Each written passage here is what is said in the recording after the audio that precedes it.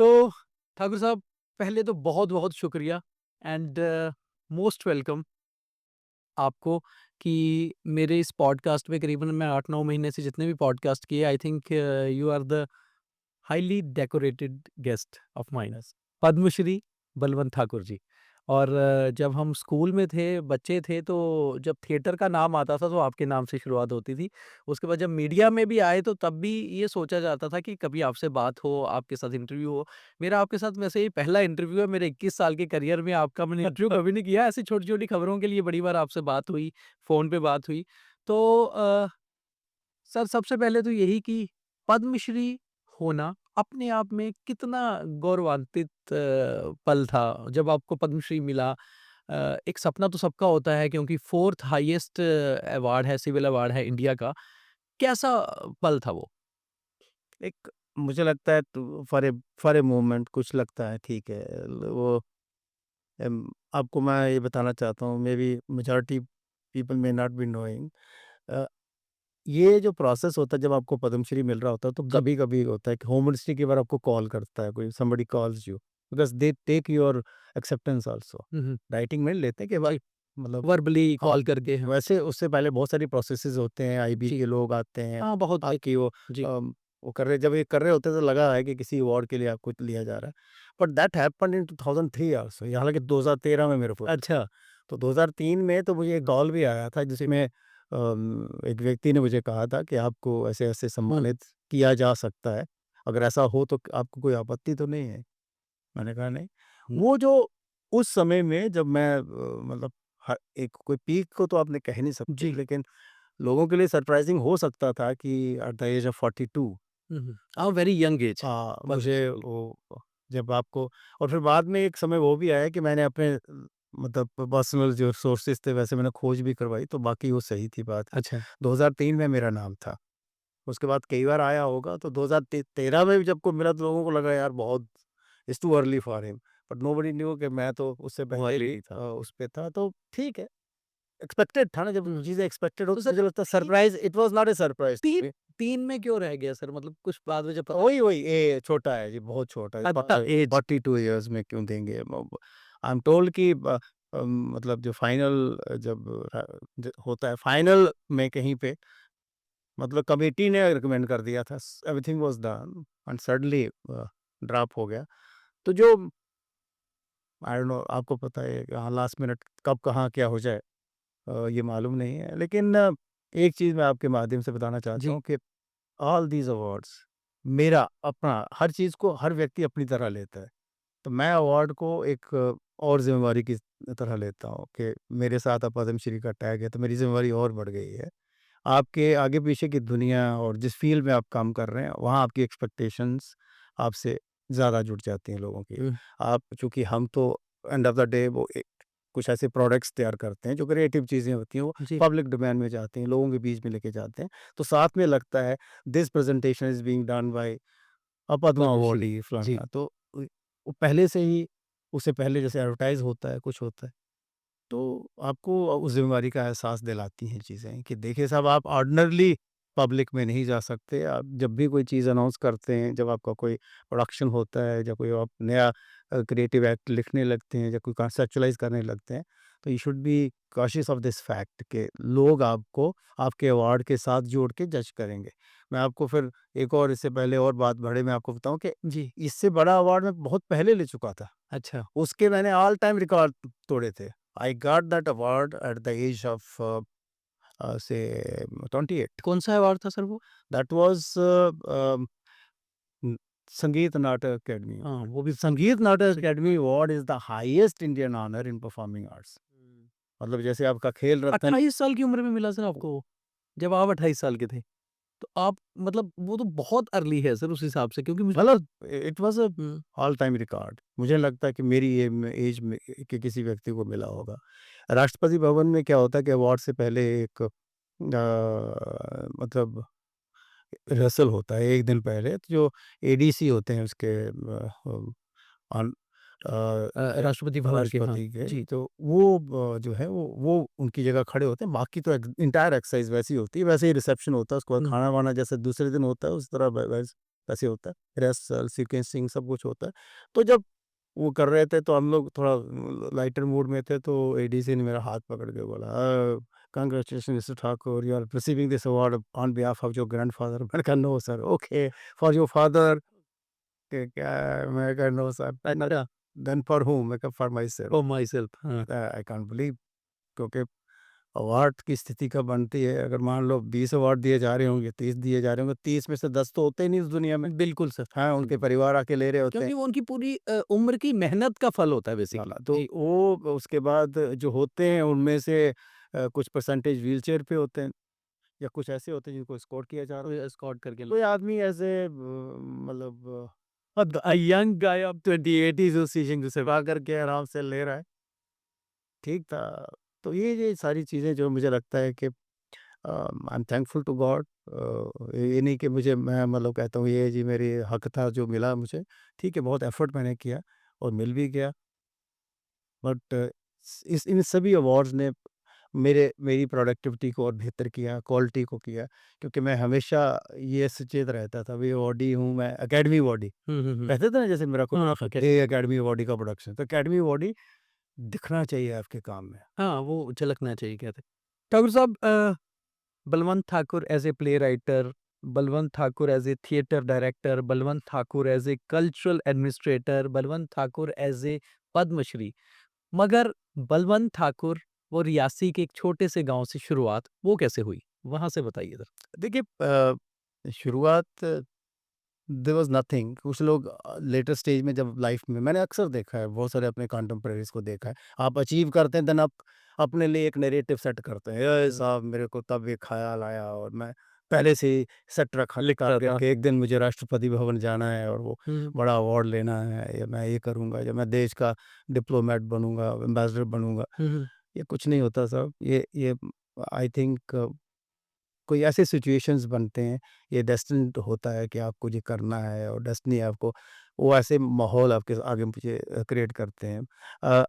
I come from a village, गाँव है, बहुत सुंदर, बहुत प्यारा, और अब तो ख़ैर मतलब क्या है कि एक ऐसा डेवलप भी हो डेस्टिनेशन बन गया है कि अब मुझे अब ये नहीं बताना पड़ता कि मैं उस गाँव का हूँ। हुँ, हुँ। अब सीधा कहे, मैं लोगों को कहता हूँ कि दुनिया का सबसे ऊँचा रेलवे पुल कहाँ है?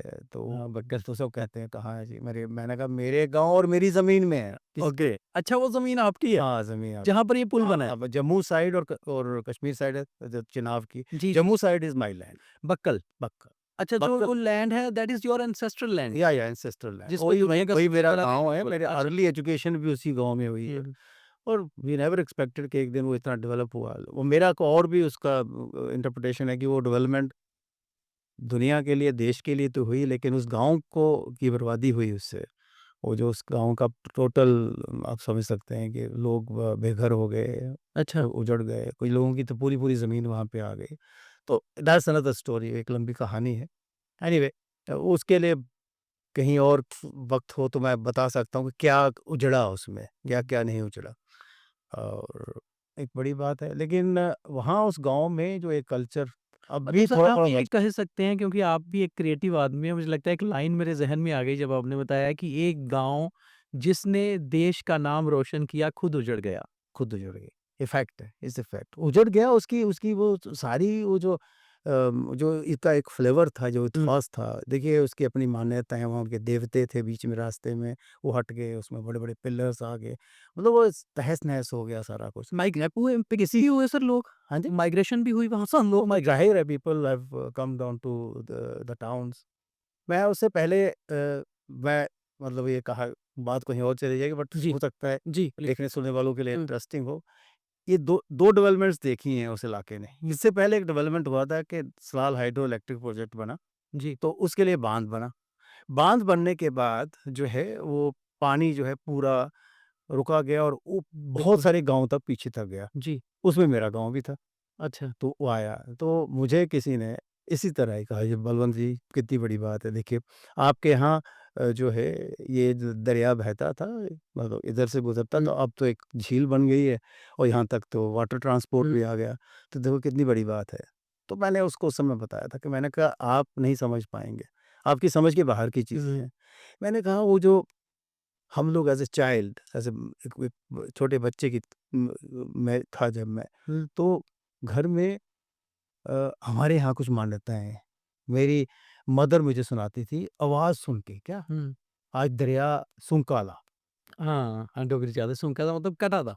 नहीं, नहीं, अच्छा नहीं, नहीं, कोला सूंका साउंड को लेके। साउंड को लेके। हाँ, जैसे हुँ। कहते हैं आज किसी की मौत हो। हाँ, कोई सूँक रहा है, हाँ, कोई आज हाँ, आवाज़ ऐसी निकल रही है। आज दरिया की ऐसी साउंड है। आज उससे लोग सेंस आउट करते थे। जी। ये एक ऐसे ट्रेडिशनल बिलीफ्स थे उस गाँव में, वो सारे आपने ख़त्म कर दिए ना। आपने पानी चढ़ाया, वो जो जो वो एक संगीत जो उ उस पूरी जनरेशन के कानों में पड़ता था, जो वो सुनते थे, रात को सोए हैं तब भी उसकी दरिया की आवाज़, वो आहट, वो उसकी शांति, वो जो उससे संगीत पैदा होता था, वो तो लुप्त हो गया ना।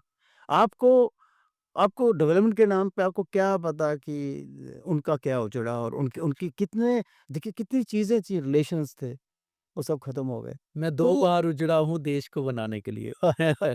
कुछ लिखा आपने ठाकुर साहब इस पे? आपने नहीं, नहीं, मैं ऑनेस्टली कई बार सोचा है, मेरे दिमाग में है, कभी मैं ज़रूर इस पे ज़रूर लिखूँगा, लेकिन देयर इज़, जब लोग बाहर से इसको डेवलपमेंट मानते हैं, तो मुझे मालूम है कि बैक होम अंदर के इकोनॉमिक्स दिखाई लोगों को, यार इस तो गाँव में पैसा नहीं था, अब सबके पास पैसा आ गया। यार पैसा सब कुछ नहीं है। नहीं होता। जो एज़ अ चाइल्ड मैंने वहाँ पे देखा है, जो वो कल्चर था, हुँ, हमारे मैंने एज़ अ चाइल्ड कभी नहीं देखा कि गाँव में एक अकेला व्यक्ति काम करता है। हुँ, सब लोग मिल के काम करते हैं। सब मान लो कि एक छोटा को वो है, छोटा गाँव है, तो उस गाँव में सब मान लो 30 घर हैं, तो 30 घर में आज हमारे यहाँ काम हो रहा है, सारे मिलके मेरे यहाँ काम कर रहे हैं। जब ये एक जगह काम करते हैं, देन जब इतनी क कम्युनिटी इकट्ठी होती है, तो ज़ाहिर है फेस्टिविटी अपने आप बन जाती है। ब्रेक टाइम में दोपहर जब हो गई, धूप बहुत है, तो अब वो आराम कर रहे हैं, खाना खा रहे हैं, साथ में गाना शुरू हो जाता है। ये पाखा, ये गीतड़ू, ये सोइयाँ, ये सब वही तो वहीं पर हमारा सब फ़ोक हुई। है बेसिकली। आय, आय, अच्छा वही वही तो वो फ़ोक है हमारा।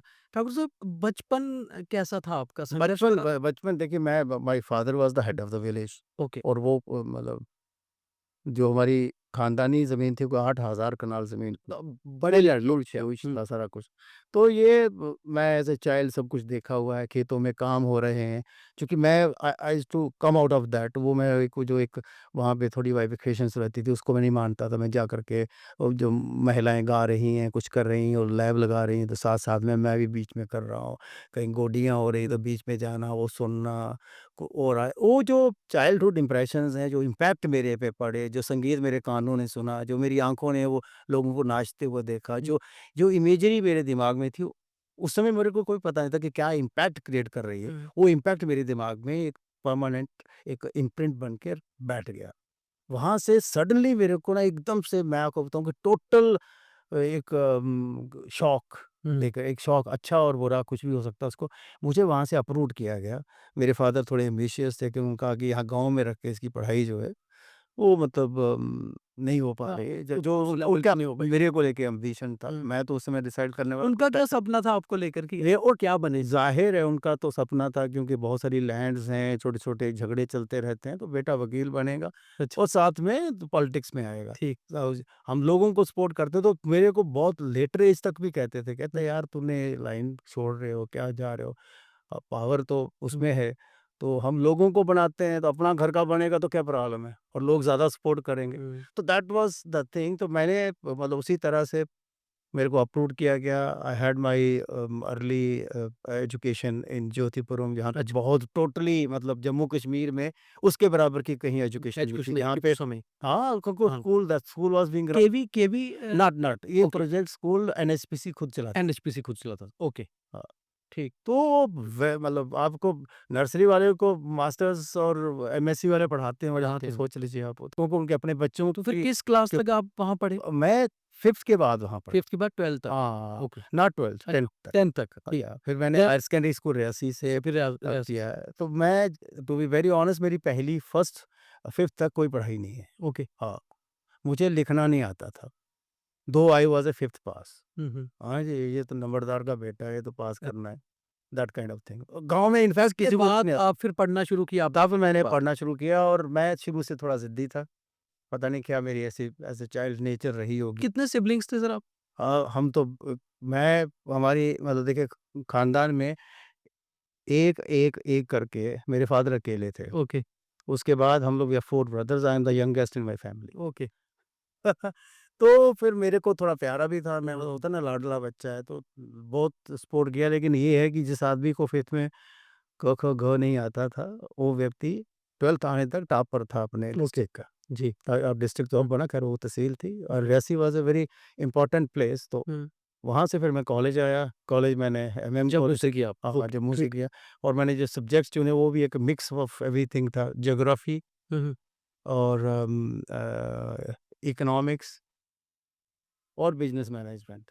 अच्छा, डिफरेंट डिफरेंट अ, आपने सारे। हाँ, आप उसको अब तो खैर इकोनॉमिक्स को आर्ट्स स्कूल्स की बड़ी तरफ से ले लें, सारी हाँ, बिज़नेस मैनेजमेंट को कॉमर्स से ले लें, और geography is a part of science. Part of science जी। तो ये मैं तीनों को उठाया, और यहाँ भी मैं I have been one of the leading और टॉपर रहा हूँ। मैं पढ़ने में my academics was very good. Very good. हाँ, उसके बाद आपने फिर लॉ किया फिर मैं क्योंकि हाँ, वो वो प्रेशर, फादर मेरा क्योंकि उस समय भी नेशनल सब ड्रामा जाने का, और बहुत मैंने तब तक आपको कॉलेज तक थिएटर की क्या समझ थी? क्या थिएटर आपका शौक क्या था? बिल्कुल देखिए, मैं जब वो ज्योतिपुरम पहुंचा, तो ज्योतिपुरम में एक सेट स्ट्रक्चर था, सैटरडे सिनेमा, संडे कल्चर। तो सारा वहाँ होगा, और एक मेरा एक्सपोजर, वाइडर एक्सपोजर मिला। वर्ल्ड सिनेमा उस उम्र पे देखता था मैं, अच्छा। और best of the films showcase की जाती थी वहाँ हुँ, पे, हुँ। वो देखने में मुझे मौका मिला। और इन हाउस उनके क्लब्स थे छोटे-छोटे। ये शौक आपके अपने थे या घर पे कोई फादर या बड़े न ब्रदर कोई ऐसे अभी सब अभी ऐसा कुछ नहीं था। सिर्फ़ खुद के आपके तो इंटरेस्ट था? शौक कुछ नहीं था, क्योंकि मैं I was pushed into a situation. Okay. मतलब एक आदमी आउटलेट ढूँढता है अपने आप को, कुछ लोगों को रहता है मैं कहीं न कहीं। तो this is how I got in touch with the, मतलब एक ग्रुप था यहाँ पे जो करते थे, तो उनको जाकर मैं देखता था, ऑब्ज़र्व करता था। उन्होंने देखा यार बेकार बैठा हुआ, तो मुझको एलाइड कामों में लगाते थे, यार ये तू पकड़ा दे, अच्छा ये कर दे, वो कर दे।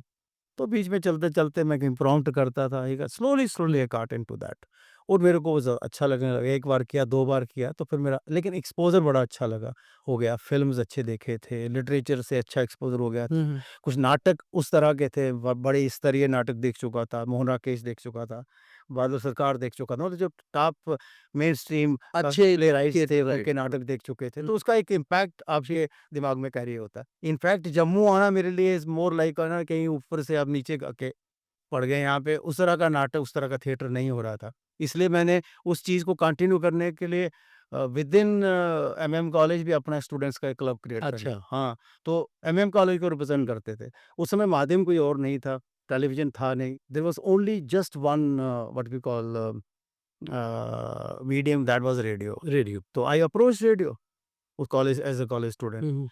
रेडियो के लिए टॉक्स लिखना शुरू कर दिए, प्रेज़ेंटेशंस, और फिर वो कहते हैं यार हमारे पास एक प्रोग्राम है, उसका नाम है हमारी पेशकश। जी। तो क्यों ना आप हमारी पेशकश एमएम कॉलेज की तरफ से करो। तो एमएम कॉलेज की तरफ से हम नाटक करवाते थे जाकर हुँ, रेडियो हुँ। में।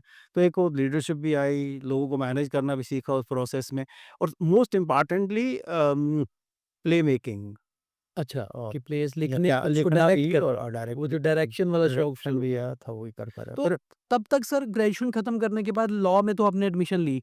तब तक ये सोच भी लिया था कहीं बैक ऑफ माइंड कि थिएटर में जाना है या एक्टर बन नहीं, नहीं, और देखिए एक आदमी की वो एज होती है जब आप अपने लेवल पे डिसीजन नहीं ले सकते हैं। Your decisions are forced by lot of other parents? Factors.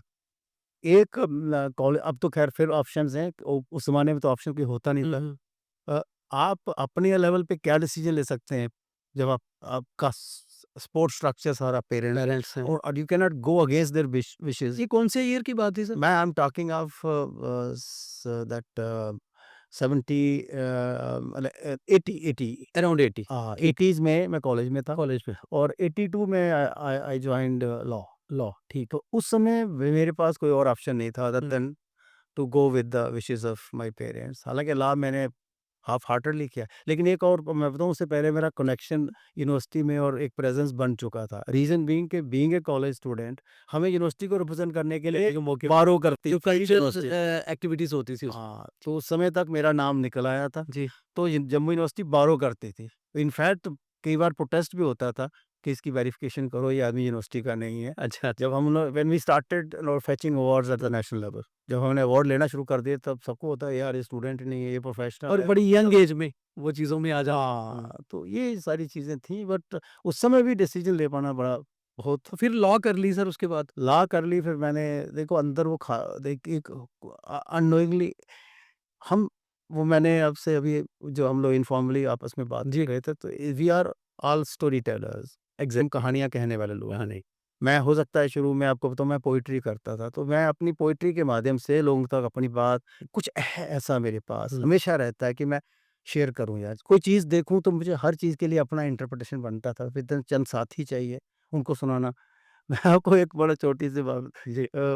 क्या था कि मैं कॉलेज पढ़ता था, हुँ। तो मेरा अपने साथी छूट के क्योंकि पास होना बड़ा मुश्किल होता था। मुश्किल होता। मतलब कई 100 में से कुछ पास होते थे। हुँ। वो एक हाँ, ऐसा उस समय वो परसेंटेज कम हाँ, पा बहुत ज़माना था जी वो एक अब वक़्त तो 90s के ऊपर वाला हाँ, कंपटीशन है, तब 30s तो 40 तक। ये स्टोरी टेलिंग की अपनी भी सुनानी कि दूसरों की सुनानी। हुँ। तो स्टोरी टेलिंग में एक छोटी-सी बड़ी जी। मतलब कोई बहुत इस बड़ा चीज़ नहीं है। हाँ। क्या था कि अब शहर में हम लोग फ़िल्म देखते थे। अब गाँव में जाके या रियासी में तो हुँ। पिक्चर का देखने का थिएटर तो था है। सत्ता ही नहीं। अब साथी जितने लोग हैं, अब जब सैटरडे आप वीकेंड पे वापस जा रहे हैं वहाँ पे, तो आपका एक ग्रुप पहले से अब तैयार बैठा होता था कि नई फ़िल्म रिलीज़ हुई है तो वो तो देख के आ रहा है। तो हमें तो देखनी कहानी पड़ती थी सुनाए। उनके लिए। हाँ, देख के हम जा कर के फिर वो कहानी पूरा सुनाने। जो है वो नैरेटिव हो सकता है वो फ़िल्म कुछ और होती होगी, मैं उसका कुछ और बना के भी सुनाता था। तो वो पता नहीं चला but I imbibe that art of sharing and the confidence of public speaking, the communication skills को और बेहतर किया और पब्लिक को कैसे एंगेज रखना, उसका इंटरेस्ट को कैसे और मतलब और अच्छे तरीके से मतलब उनको अपनी ओर आकर्षित करना है। हुँ। ये सारी चीज़ें सारी डिवाइसेज़ पे काम अपने आप अननोइंगली हो रहा था। हो रहा था। तो ये होते-होते जब होता गया तो ये चीज़ें बड़ी मेरे को पकड़ने लगीं, बड़ा प्रोटेस्ट था। My father was totally against this. He had other ambitions to this extent कि गाँव मतलब रियासी में अभी भी मेरे ब्रदर के पास वो जगह है, जहाँ पे मेरा ऑफ़िस बनाया था फादर ने। अच्छा। अभी भी मैं कई बार लास्ट टाइम अभी गया था मैं विज़िट करने तो उन्होंने मेरे को दिखाया देखो शेल्फ़्स बनी है सारी, लाइब्रेरी तेरी है, ये फलाना है। It was a huge thing. उनको पूरा पहले ही ड्रीम था वो आप वापस आएगा, यहाँ प्रैक्टिस करेगा। हुँ। प्रैक्टिस करने के बाद तो अपनी पॉलिटिकल एक्टिविटी और सोशल सर्विस और पब्लिक कनेक्ट बनाएगा और देन ये फाइनली वो फिर जब लॉ खत्म हुआ, हाँ। तो फिर वो टाइम आया कि अब आपको कोर्ट नहीं, नहीं मैंने जाना है। देन यहाँ सिनेमा किया हाँ, फिर मैंने अच्छा, मास कम्युनिकेशन किया। अ, लॉस के बाद मॉस्को किया? हाँ, आइडिया क्या था? आइडिया वही है कि I was looking for a outlet कि मुझे अपने आप को बेहतर एक्सप्रेस करने के लिए हुँ। कौन-सी चीज़ चाहिए, तो मुझे मास कम्युनिकेशन ज़्यादा बेहतर बेटर लगा। लगा। जी। लेकिन ये करने के साथ-साथ और करते-करते मेरा थिएटर का एंगेजमेंट इतना बढ़ चुका था हुँ। कि मुझे इन चीज़ों के लिए समय दे पाना बहुत कम था। मैंने in fact I started writing for newspapers also. उस समय जो नेशनल पेपर्स थे उनके लिए मैं लिखा भी इनफैक्ट मेरे पास कोई पुराने राइटअप्स ही होंगे। कुछ कोशिश भी की मैंने और अपने ढंग से मैं लिखता था। अ, मतलब एक एक सीरीज़ भी मैंने स्टार्ट की, मैं वीकली कॉलम भी लिखना शुरू किए। लेकिन छोड़ो भी यारो करके मैंने एक हिंदी में राइटअप लिखता था। मैंने एक चीज़ को ओ बनाना, स्ट्रक्चर करना और उसके बाद कहना यार छड्डो यार। मतलब मतलब किसी पब्लिक इश्यू को पकड़ना, पकड़ना उसको बता भी देना और फिर बाद में बोलना छोड़ो ये हल नहीं होगा। छोड़ो यार, हाँ। इस तरह से, हाँ, ओके। तो बहुत ये इंटरेस्टिंग। मतलब वो हाँ। मतलब बहुत इंटरेस्टिंग था। People used to read that. तो फिर आहिस्ता-आहिस्ता मेरा इधर जो है ज़्यादा होने लगा और a day came in my life मुझे लगा कि नहीं यार नथिंग डूइंग मैंने अपने आप से ये पूछना मुनासिब समझा कि क्या मैं इफ नॉट थिएटर और आर्ट व्हाट एल्स? तो लगा कि और कुछ नहीं, और कुछ नहीं। कर सकता था सब कुछ। देखिए मैं बड़ा अच्छा वकील हो सकता था, हुँ, हुँ। बड़ा अच्छा जर्नलिस्ट हो सकता था। मैं वो इन प्रोफ़ेशंस को अंडरमाइन नहीं कर रहा। लेकिन मुझे लगा कि मैं जितनी लिबर्टी आप खुद जानते हैं आप जर्नलिज़्म के फैक्टर में कि बहुत सारे फैक्टर्स हैं जो आपके जो ये स्टोरी टेलिंग आप करते हैं। Your story telling is influenced by lot of other factors. Exactly. Same goes in like the profession of an advocate उसमें भी बहुत सारी चीज़ें आप कुछ सिर्फ़ इसलिए कर रहे हैं क्योंकि आपको रहना है, रहना आपको फील्ड में, रोटी एग्ज़ैक्टली। खानी है और आपको हुँ। चाहिए। आपको जो एक कहते हैं ना एक दिल से कोई चीज़ करने का हो, कोई मन से आप किसी केस को एडवोकेट कर रहे हैं या कोई इसका वो बहुत कम लार्जर होती है। सोशल वो इश्यू है, कम होती है सर। वो बिल्कुल नहीं है। फिर आपका मोटिवेशन ये है कि साहब I have to earn money, I have to like हाँ, अपना रोज़गार कमाने के लिए इंसान ज़्यादा कुछ करता है और बहुत कम होता है जो जो आप जो अपने अपने मन मन से से कर कर रहे तो होते हैं। मुझे ये लगा I have been very lucky that way सोच रहा हूँ मैं कि मैं मन से सोचा कि एक ही चीज़ है जहाँ मुझे पूरी लिबर्टी मिल रही है। अपनी हाँ, हुँ। कंस्ट्रेंट्स बड़े हैं, चैलेंजेस बहुत थे, बहुत मुश्किल था क्योंकि you are working with a group. आपके पास 10, 20, 25, 30, 50 कई बार तो कई 100-100 लोग, हुँ। 100 से भी ज़्यादा 400-400 लोगों के साथ काम किया है मैंने। 700 तक भी गया हूँ मैं। तो उनको एक साथ चलाना, अपने साथ रखना, यू नीड लॉट ऑफ क्या कहते हैं होल्ड ओवर पीपल, उनकी साइकोलॉजी को समझना, सबको साथ लेना है तो सबकी प्रॉब्लम्स को भी समझना है, उनके हल भी ढूँढने तभी आपके साथ जुड़े रहेंगे। नटरंग की नींव कब रखी सर? नटरंग मैंने 1983 में ओके, ये उस वही समय था यूनिवर्सिटी में तब पढ़ते थे, यूनिवर्सिटी में पढ़ते थे तो लगा कि जो मैं फिर अगेन हुँ, हुँ। वही बात आ गई कि मैं मैं काम करना क्या चाहता हूँ? हाँ, नहीं कर तो रहे हाँ, मतलब कि मैं यूनिवर्सिटी के साथ इनफैक्ट वो एक समय था कोई डिपार्टमेंट नहीं होता था यूनिवर्सिटी में, स्टूडेंट्स खुद रिप्रेजेंट करते थे यूनिवर्सिटी को, खुद प्लेस बनाने, खुद डायरेक्ट करने, खुद यूनिवर्सिटी को लेके जाना और डायरेक्ट एक्सेस होता था वाइस चांसलर के साथ।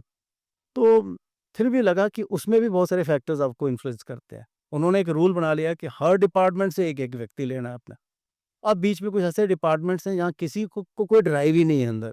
अब साइंसेज़ वाले बच्चे थे जो मास्टर्स कर रहे थे, बॉटनी वाले हैं और केमिस्ट्री वाले हैं, फिज़िक्स वाले हैं, तो वहाँ से कोई आएगा भी तो बड़ा रिलक्टेंटली आएगा था, तो टाइम पे नहीं पहुँचेगा और रोज़ तो कोई ना कोई बहाना ठोकेगा। तो मैंने कहा यार जो kind of work which I want to do यहाँ पॉसिबल नहीं है। देन सडनली मतलब ये लगा कि चलिए साहब अपना कुछ करना चाहिए। तो उस नटरंग का नाम कैसे आया sir? Natrang basically Natrang was not just Natrang, it hmm. Was longer name Natrang Yuva Rangkarmi संघ नाम से अच्छा। था। हाँ, हाँ, नटरंग तो ठीक है, नटरंग वर्ड कम्स हाँ। फ्रॉम इसमें संस्कृत का भी एलिमेंट नट मीन्स नाटक और रंग नाटक की हाँ, रंग कला है। जैसे नट को हम लोग एक्टर भी बोलते हैं हुँ। और नाटक भी बोलते हैं, अलग-अलग है। तो ये नाम तो बड़ा मतलब कई लोगों के साथ हाँ जी। बातचीत करने से के बाद बना है। लेकिन लंबा था क्योंकि युवा थे हम सब लोग, युवा रंगकर्मी संघ। तो किसी ने कहा यार ये थोड़ा-सा इसका फ्लेवर ना कुछ और जा रहा है।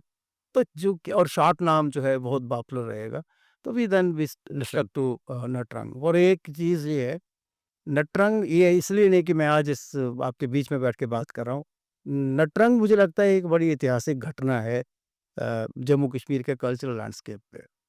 अ, न नटरंग ना होता मैं ये नहीं कि दावे यहाँ हुँ। करने नहीं, की नहीं, बात है, कुछ जो स्टैटिस्टिक्स हैं। जी, जी। नट अगर नटरंग ना होता तो पहला थिएटर ग्रुप था? नहीं, नहीं बहुत थे। मगर उसके उसके बाद एक जैसे आपने कहा ना युवा, तो मुझे जो लगता है जो मैंने पढ़ा इसके बारे में नटरंग के बारे में या जितनी नॉलेज है शायद आप उसको क्लियर करेंगे कि जो युवाओं को जोड़ना या युवाओं का अट्रैक्शन बढ़ना हाँ, युवाओं का कोई ग्रुप नहीं था। वो नटरंग के बाद ही प्योर नटरंग। हाँ, युवाओं को इकट्ठे करके थिएटर में लाना हुँ, was only Natrang Natrang's initiative. But my point is had there not been Natrang अगर इस शहर के अंदर नटरंग ना आता। ना आता, तो मान लो नटरंग को माइनस कर लीजिए एंटायर 80s से लेकर के टिल 2025 45 की जो एक कल्चरल जर्नी है इस शहर की, उसमें अगर नटरंग ना आता, तो मैं बताता हूँ क्या हम इतिहास के किस चीज़ पे हमारा कोई दावा नहीं होता।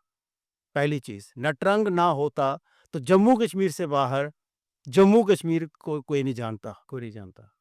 थिएटर शायद कोई हो पाता लेकिन पता नहीं पर इस नटरंग हुँ, व्हिच टूक जम्मू टू आउटसाइड जम्मू। लखनपुर के बाहर किसी को जम्मू कश्मीर का पता नहीं था।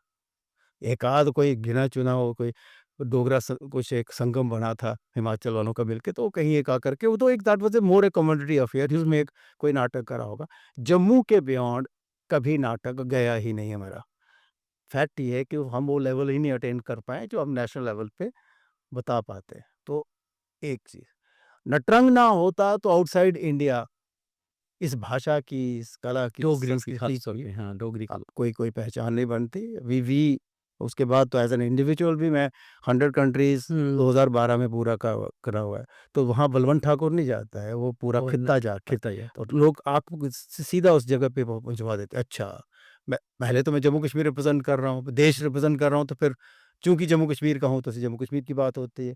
फिर कुछ लोग जम्मू कश्मीर में किस खित्ते से हो, वो भी बात उसकी बात होती है। मेरे गाँव तक पहुँच जाते हैं लोग। फिर डोगरी की बात होती है, लोगों वही की बात चीज़ होती है डोगरी को हाँ, लोगों का बहुत डीप रूटेड इंटरेस्ट होता है। लोग ये मत सोचिए कि आप विदेश में गए हो, इंडिया को रिप्रेज़ेंट कर रहे हैं आप।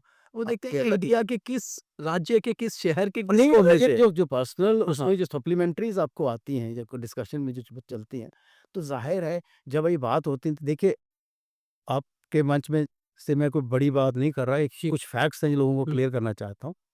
आउटसाइड इंडिया में, मतलब आउटसाइड इंडिया जितना भी प्रोजेक्शन है, हुँ, जम्मू शब्द नहीं है। नहीं। Let's be very honest. Hmm, Jammu Kashmir. Culture कोई पता नहीं है। हुँ, कश्मीर स्टेट, कश्मीर। कश्मीर, कश्मीर का कल्चर। हुँ, ये तो मैं था जो रिप्रेजेंट कर रहा था जम्मू की, मैं कोई ना जहाँ जाता ना जम्मू का बूटा करने करने लांदा रहा मैं। ऑनेस्टली हुँ, जब मेरे को जेएंडके को रिप्रेजेंट करना होता तो I started taking Jammu. Jammu along. अरे मैं जम्मू को नहीं, मैंने जम्मू अलोंग। पहाड़ियों को हाँ, रिप्रेजेंटेशन दिया, गुज्जर्स को दिया, भद्रवाइयों को दिया। जब मैंने पहला मतलब बड़ा इवेंट वे बैक इन 1995 में थाईलैंड में किया, जी, in in the festival of India, उनको कॉन्सेप्ट यही था कि जम्मू कश है। कश्मीर से जम्मू कश्मीर में, जम्मू लद्दाख नहीं है कुछ लद्दाख भी। नहीं है। तो I gave a different picture of Jammu Kashmir. Jammu Kashmir एक डाइवर्स कल्चरल लैंडस्केप है जिसमें पहाड़ी, गोजरी, डोगरी, कश्मीरी, बाल्ती, लद्दाखी, भद्रवाही, शीना, गुरेजी, ये इस तरह के बहुत सारे कल्चर्स हैं, उनको रिप्रेजेंट करनी। ये मैंने ये कॉन्सेप्ट जो लोगों का और ये नैरेटिव है पूरी दुनिया में, सच नैरेटिव है, वो नैरेटिव को मैंने खत्म किया और खत्म किया। और ये भी इंट्रोड्यूस कुछ किया, कुछ लोगों की तरह उसमें बदलाव किया। जब आप ऐसे जम्मू कश्मीर मतलब आप पाकिस्तान की बात किए बिना जम्मू कश्मीर होता ही नहीं होता नहीं, आउटसाइड इंडिया। क्योंकि कश्मीर के तो साथ नहीं जुड़े। मैं यूके में परफॉर्म कर रहा था, तो मुझे कोई कहता था, ए मिस्टर ठाकुर, मेरा बीबीसी पे इंटरव्यू चल रहा है, a mister Thakur you are talking about the India occupied Indian Kashmir. Kashmir और हाँ, सही हाँ, बात। मैं हाँ, कहा ये नैरेटिव किसने बनाया? Who made this narrative? हुँ, मैं कहा there is no Kashmir in Pakistan. हाँ, basically Pakistan has occupied some part of Like, Kashmir. not हाँ, that that all. अब when we are talking of Kashmir, हुँ, तो कश्मीर जो है वो काजीकुंड से लेके बारामूला उड़ी तक ना उड़ी हुई काजी बुनियाद से क्या खत्म हो जाती है। हाँ, वो आपके करियर अरे से पहले, हाँ, करेरी से पहले। उससे पहले ये Kashmiri culture, Kashmiri language is limited to this हाँ, ओनली। बहुत एक जो फिक्स जो एक पाकिस्तान में, जो पाकिस्तान ऑक्युपाइड वो कश्मीर, सारा डोगरी है। पहाड़ी पहाड़ी है। हाँ, पहाड़ी और पहाड़ी है, हाँ, पहाड़ी culture. they've got nothing to do। ये मैंने बीबीसी में जाकर के ये नैरेटिव को सेट करने की कोशिश की है। ये नैरेटिव मैंने पूरे एंटायर ब्रिटिश पार्लियामेंट के सामने, जब हमने जम्मू कश्मीर फेस्टिवल किया था, वहाँ ये कहने की कोशिश की है। तो ये आप लोग सोचते थे culture is just limited to just ये कोई भी नाच गाना, और ये सब नाच गाना नहीं है। एक बहुत बड़ा लार्जर मैसेज, हम लोग को डीप रूटेड मैसेज जिसको कहते हैं, इसमें बहुत मल्टी लेयर्स होती हैं जब आप कुछ चीज़ कहने की कोशिश करते हैं। तो मतलब शुरुआत जो नटरंग की थी ना, वो कितनी स्ट्रगल भरी थी? बहुत ज़्यादा स्ट्रगल तो अब भी है सब में। नहीं, मुझे लगता है मज़ा ही नहीं है जब स्ट्रगल नहीं है। कितने लोगों के साथ नटरंग शुरू हुआ? कितने पुराने साथी थे जो शुरू में जुड़े? तो आज देखिए हाँ, जम्मू यूनिवर्सिटी से हमने स्टार्ट किया। जम्मू यूनिवर्सिटी में मेरे साथी जो मेरे साथ पढ़ते थे, हम लोगों ने ये एक थोड़ा अपने अंदर ना एक थोड़ा था कि यार वो लिबर्टी नहीं मिल रही हमें, आर काइंड ऑफ थिएटर नहीं हो पा रहा। हम लोग स्क्रिप्ट को लेके भी मतलब इन्फ्लुएंस रहते हैं, वाइस चांसलर या और हाँ, टीचर उसको एडिटिंग करना, करेंगे, वो करना ऐसा सब। करेंगे, वैसा करेंगे। फिर चॉइसेस ऑफ एक्टर्स, हमें लगता है कि एक ही डिपार्टमेंट में, मैं लॉ में था, लॉ में ही मैक्सिमम एक्टर मिल जाते थे मुझे, या और सोशल साइंसेस से एक आध ले लेते। तो व्हाई शुड वी लाइक कि लाइक हैव वो एक डेमोक्रेटिक सेटअप नहीं चल और सकता ना। आपके अंदर तो वो तीनों पर्सनैलिटी थी जो बंदिशों में बंध नहीं सकते। ना ही एडवोकेट, ना जज पत्रकार और ना ही एक्टर। या तो एक हो तो उसके बाद फिर जब शुरुआती दौर के वो कुछ साथियों के नाम बताइए कौन-कौन? ये ऐसे चल हमारे साथ वी स्टार्टेड विद अपना प्रमोद जम्वाल, अच्छा जो कश्मीर टाइम के ये साथ में हम लोग अच्छा, इकट्ठे पढ़ते थे। जी। अरुण शर्मा, ये अच्छा, सब मेरे साथ वाले ये लोग जर्नलिज्म, क्योंकि वो मेरा इन्फ्लुएंस है। हाँ, हाँ। ये मेरी वजह से जर्नलिज्म में गए। अच्छा, क्योंकि मैं तो पढ़ा लिखा था जर्नलिज्म में, ये मेरे साथी थे। तो एक इन्फ्लुएंस होता है ना कि मेरा इंटरेस्ट था, तो ये एक दूसरों पे इम्पैक्ट पड़ता है। वो जर्नलिज्म में रहे लेकिन मैं कुछ आप कुछ और मैं भटक गया। तो फिर सर शुरुआती स्ट्रगल में कितने साल लगे नटरंग को एस्टेब्लिश करने में फिलहाल जम्मू कश्मीर में ही? अभी ये कहना कि एस्टेब्लिशमेंट का कोई अभी भी नहीं हुआ, टू बी वेरी ऑनेस्ट। नहीं, अब उसका तो उसका उसका एक दूसरा कहना है। तो देखिए, काम हम बहुत होमवर्क करते थे। हम हर चीज़ को स्ट्रैटेजाइज़ करते थे। आप सोच नहीं सकते बिगिनिंग में ही टारगेट्स बहुत बड़े-बड़े रखने, आपस में बहुत ज़्यादा होमवर्क करना, डिस्कशन डिस्कशन, ब्रेनस्टॉर्मिंग इतनी होती थी। ग्रुप होगा, ऑब्जेक्टिव्स क्या होंगे, उसमें रूल्स एंड रेगुलेशंस क्या होंगे, किस-किस जैसे लोगों को हम अपने साथ जोड़ेंगे। जोड़ेंगे तो पागलों को इकट्ठा करना। लुक अराउंड, क्योंकि जब तक इंसान पागल नहीं है, वो एक बड़ा काम नहीं कर सकता, उसकी वो वैसी सोच नहीं रख सकता। हुँ। जो मतलब जिनको एक कलेक्टिव विज़न कैसे बनेगा, इसके ऊपर बहुत ज़्यादा डिस्कशंस करते थे। किसी आदमी को अपने इन करना है, तो उसके साथ पहले पूरा उसको अपने रंग में डालना है साहब। वैसा कुछ सोचता, तभी ये संभव हो पाया। मैं आपको बताऊँ कि लोगों को बिल्कुल एक मैजिकल लगता है। जब हमने ग्रुप स्टार्ट किया था जम्मू में, यहाँ पे ऑलरेडी थिएटर होता था, यहाँ बड़े-बड़े दिग्गज लोग काम करते थे, जो पहले से ही आते थे, और पहले ही साल में 10 से 15 नाटक जो हैं, यहाँ पे एक जो स्टेट का फेस्टिवल होता है, उसमें खेले जाते थे। और वही उन लोगों के नाम होते थे, 4-5 लोग हैं, जो ये इसका नहीं आया तो उसका फर्स्ट आया। सर्टेनली सरप्राइजिंगली कोई यंग लड़के यूनिवर्सिटी से निकल होके कर आ रहे हैं, पहले साल ही ग्रुप बना और सीधा जाकर के एकेडमी फेस्टिवल पर कर रहे हैं, और सारे के सारे अवार्ड ले जा रहे हैं। अच्छा। Best play, best actor, best uh, director. हाँ, हाँ। तो हाय तौबा मच गई सारी तरफ, ये क्या हो गया, क्या हो गया? एंड देन वो क्या कहते हैं ना, अगर it's easy to attain but difficult to maintain. अब कहना यार, अब तो हमने फँस लिया, तो अब तो फँस नहीं, अब तो इससे नीचे तो आना नहीं है। आना नहीं है। तो फिर we start kept professional winning working. 83, 84, 85, 86, हुँ, हुँ। और 86 में जब इतना ज़्यादा मतलब यहाँ पे वो क्या हताश हो गए आगे हुँ। पीछे लोग, तो फिर मैंने कहा कि साहब अब आज के बाद प्लेज करो कि हम we as Natrang will never participate in this competition, let others come. हाँ, बाकी भी आएँ, उनको भी मौका और दिया जाए। तो 86 से लेके आज तक कभी भी हमने स्टेट एकेडमी फेस्टिवल के कंपटीशन में पार्टिसिपेट नहीं किया। अच्छा। अब तो खैर वो भी सब खत्म हो गया, अब तो हालात ही कुछ और हैं। उसके बाद सर जो मैं पढ़ रहा था ये आपने बहुत अच्छी एक मुझे बता दी, बहुत जल्दी-जल्दी से मैंने इसमें पढ़ा चीज़ें, तो कुछ चीज़ें जो मेरी नॉलेज में थी भी। पहला प्ले शायद जो वर्ल्ड पॉपुलर हुआ वो 94 के बाद जो ज़्यादा प्ले आपके लिखे हुए, आपके डायरेक्ट किए हुए जिसमें घुमाई भी है, बाबा जित्तो भी है। तो बाबा जित्तो और घुमाई तो मैंने देखा भी है बहुत बार और उनके बारे में ये है कि पूरी दुनिया में ये प्ले घूमे। तो मुझे लगता है कि शायद एक बाबा जित्तो जी को इससे बड़ी ट्रिब्यूट नहीं हो सकती कि उनके नाम पर बनाया हुआ प्ले पूरी दुनिया में फैला और उनकी जो इनजस्टिस के खिलाफ उनकी एक जंग थी, उसको पूरी दुनिया ने जाना। तो ये माइंड में कैसे आया बेसिकली क्योंकि अघार जित्तो भी रियासी में है, हाँ। वहाँ से या आप कैसे इस प्ले को लिखा? मैं कैसे मैं बन मैं गया? मैं आपको इसके लिए कुछ और वजह भी थे। हुँ, अ, एक समय जब आ गया था कि मैं मतलब सोच लिया है। अब देखिए एक और बड़ी बात है मैं आपको बताना चाहता हूँ, और शायद मैं पहला व्यक्ति हूँ जिसने सिर्फ़ और सिर्फ़ थिएटर किया। हुँ, क्योंकि हमारे पास कोई सक्सेस स्टोरी नहीं थी। मेरे लिए कितना मुश्किल था ये डिसीज़न लेना। जितने लोगों को मैं बताता था कि भैया मैं फुल टाइम थिएटर करने लगा हूँ, कहता पागल है? तो एक बताओ ना, अभी आप क्रिकेट खेलने लगते हैं तो आपके सामने एंडलेस नंबर लोगों का है। यार देखो सचिन तेंदुलकर कहाँ पहुँचा। विराट कहाँ दुनिया अब तो दुनिया खेल रही है। हाँ, हाँ। खेल रही है ना। तो आपके पास you have people, you have heroes to like follow, to aspire, to take inspiration from them. और 2025 में अगर कोई ये डिसीज़न लेगा तो उसके पास लोग होंगे, मगर 1980 में नहीं थे।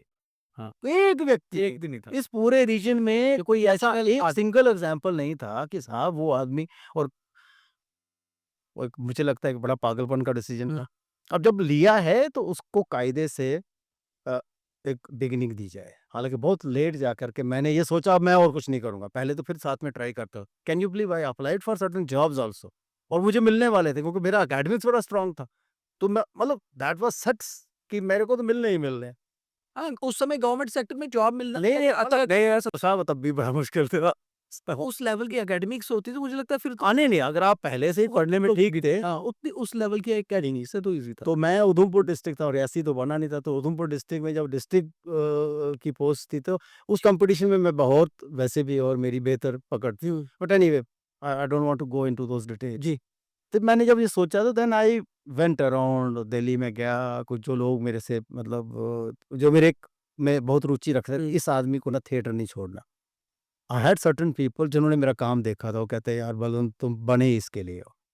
और तुम कोई बड़ा काम करने वाले हो, इसलिए इसको मत छोड़ना। मैंने कहा यार बहुत कंपल्शन्स हैं, मेरे फादर, मेरा घर, हालाँकि हम इकोनॉमिकली इतने चैलेंज्ड नहीं हैं, हुँ, लेकिन उनके भी एक सपने हैं मुझे लेके, तो ये कुछ ठीक नहीं लग रहा, मुझे एक बड़ा प्रेशर है, I need to settle at least एक विज़िबिलिटी बना पाऊँ कुछ।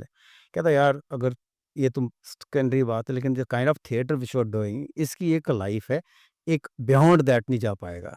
मैं कहा रीज़न क्या है कि मैंने कहा उन्होंने कहा कि तुम मेन स्ट्रीम थिएटर जैसा थिएटर कर रहे हो। अगर कहा जाए तो what is your theatre? Exactly. आपका अपना थिएटर कौन-सा है? थिएटर कौन से, हाँ, बिल्कुल। तो आपकी अपनी थिएटर की आइडेंटिटी क्या है? तो ये सवाल थे बड़े हुँ, सोचने वाले।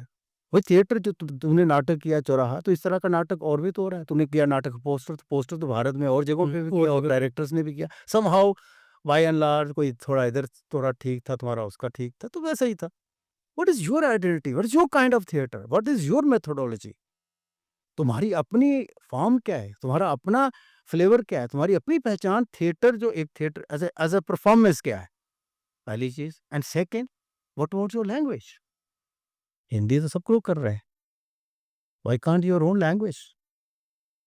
तो बड़ा स्ट्राइक किया मुझे और ये हमारा दुर्भाग्य है कि पूरे भारत में यही एक खित्ता है जहाँ लोगों को अपनी भाषा और संस्कृति की कदर नहीं है। मैं पूरी दुनिया घूमा हुआ हूँ।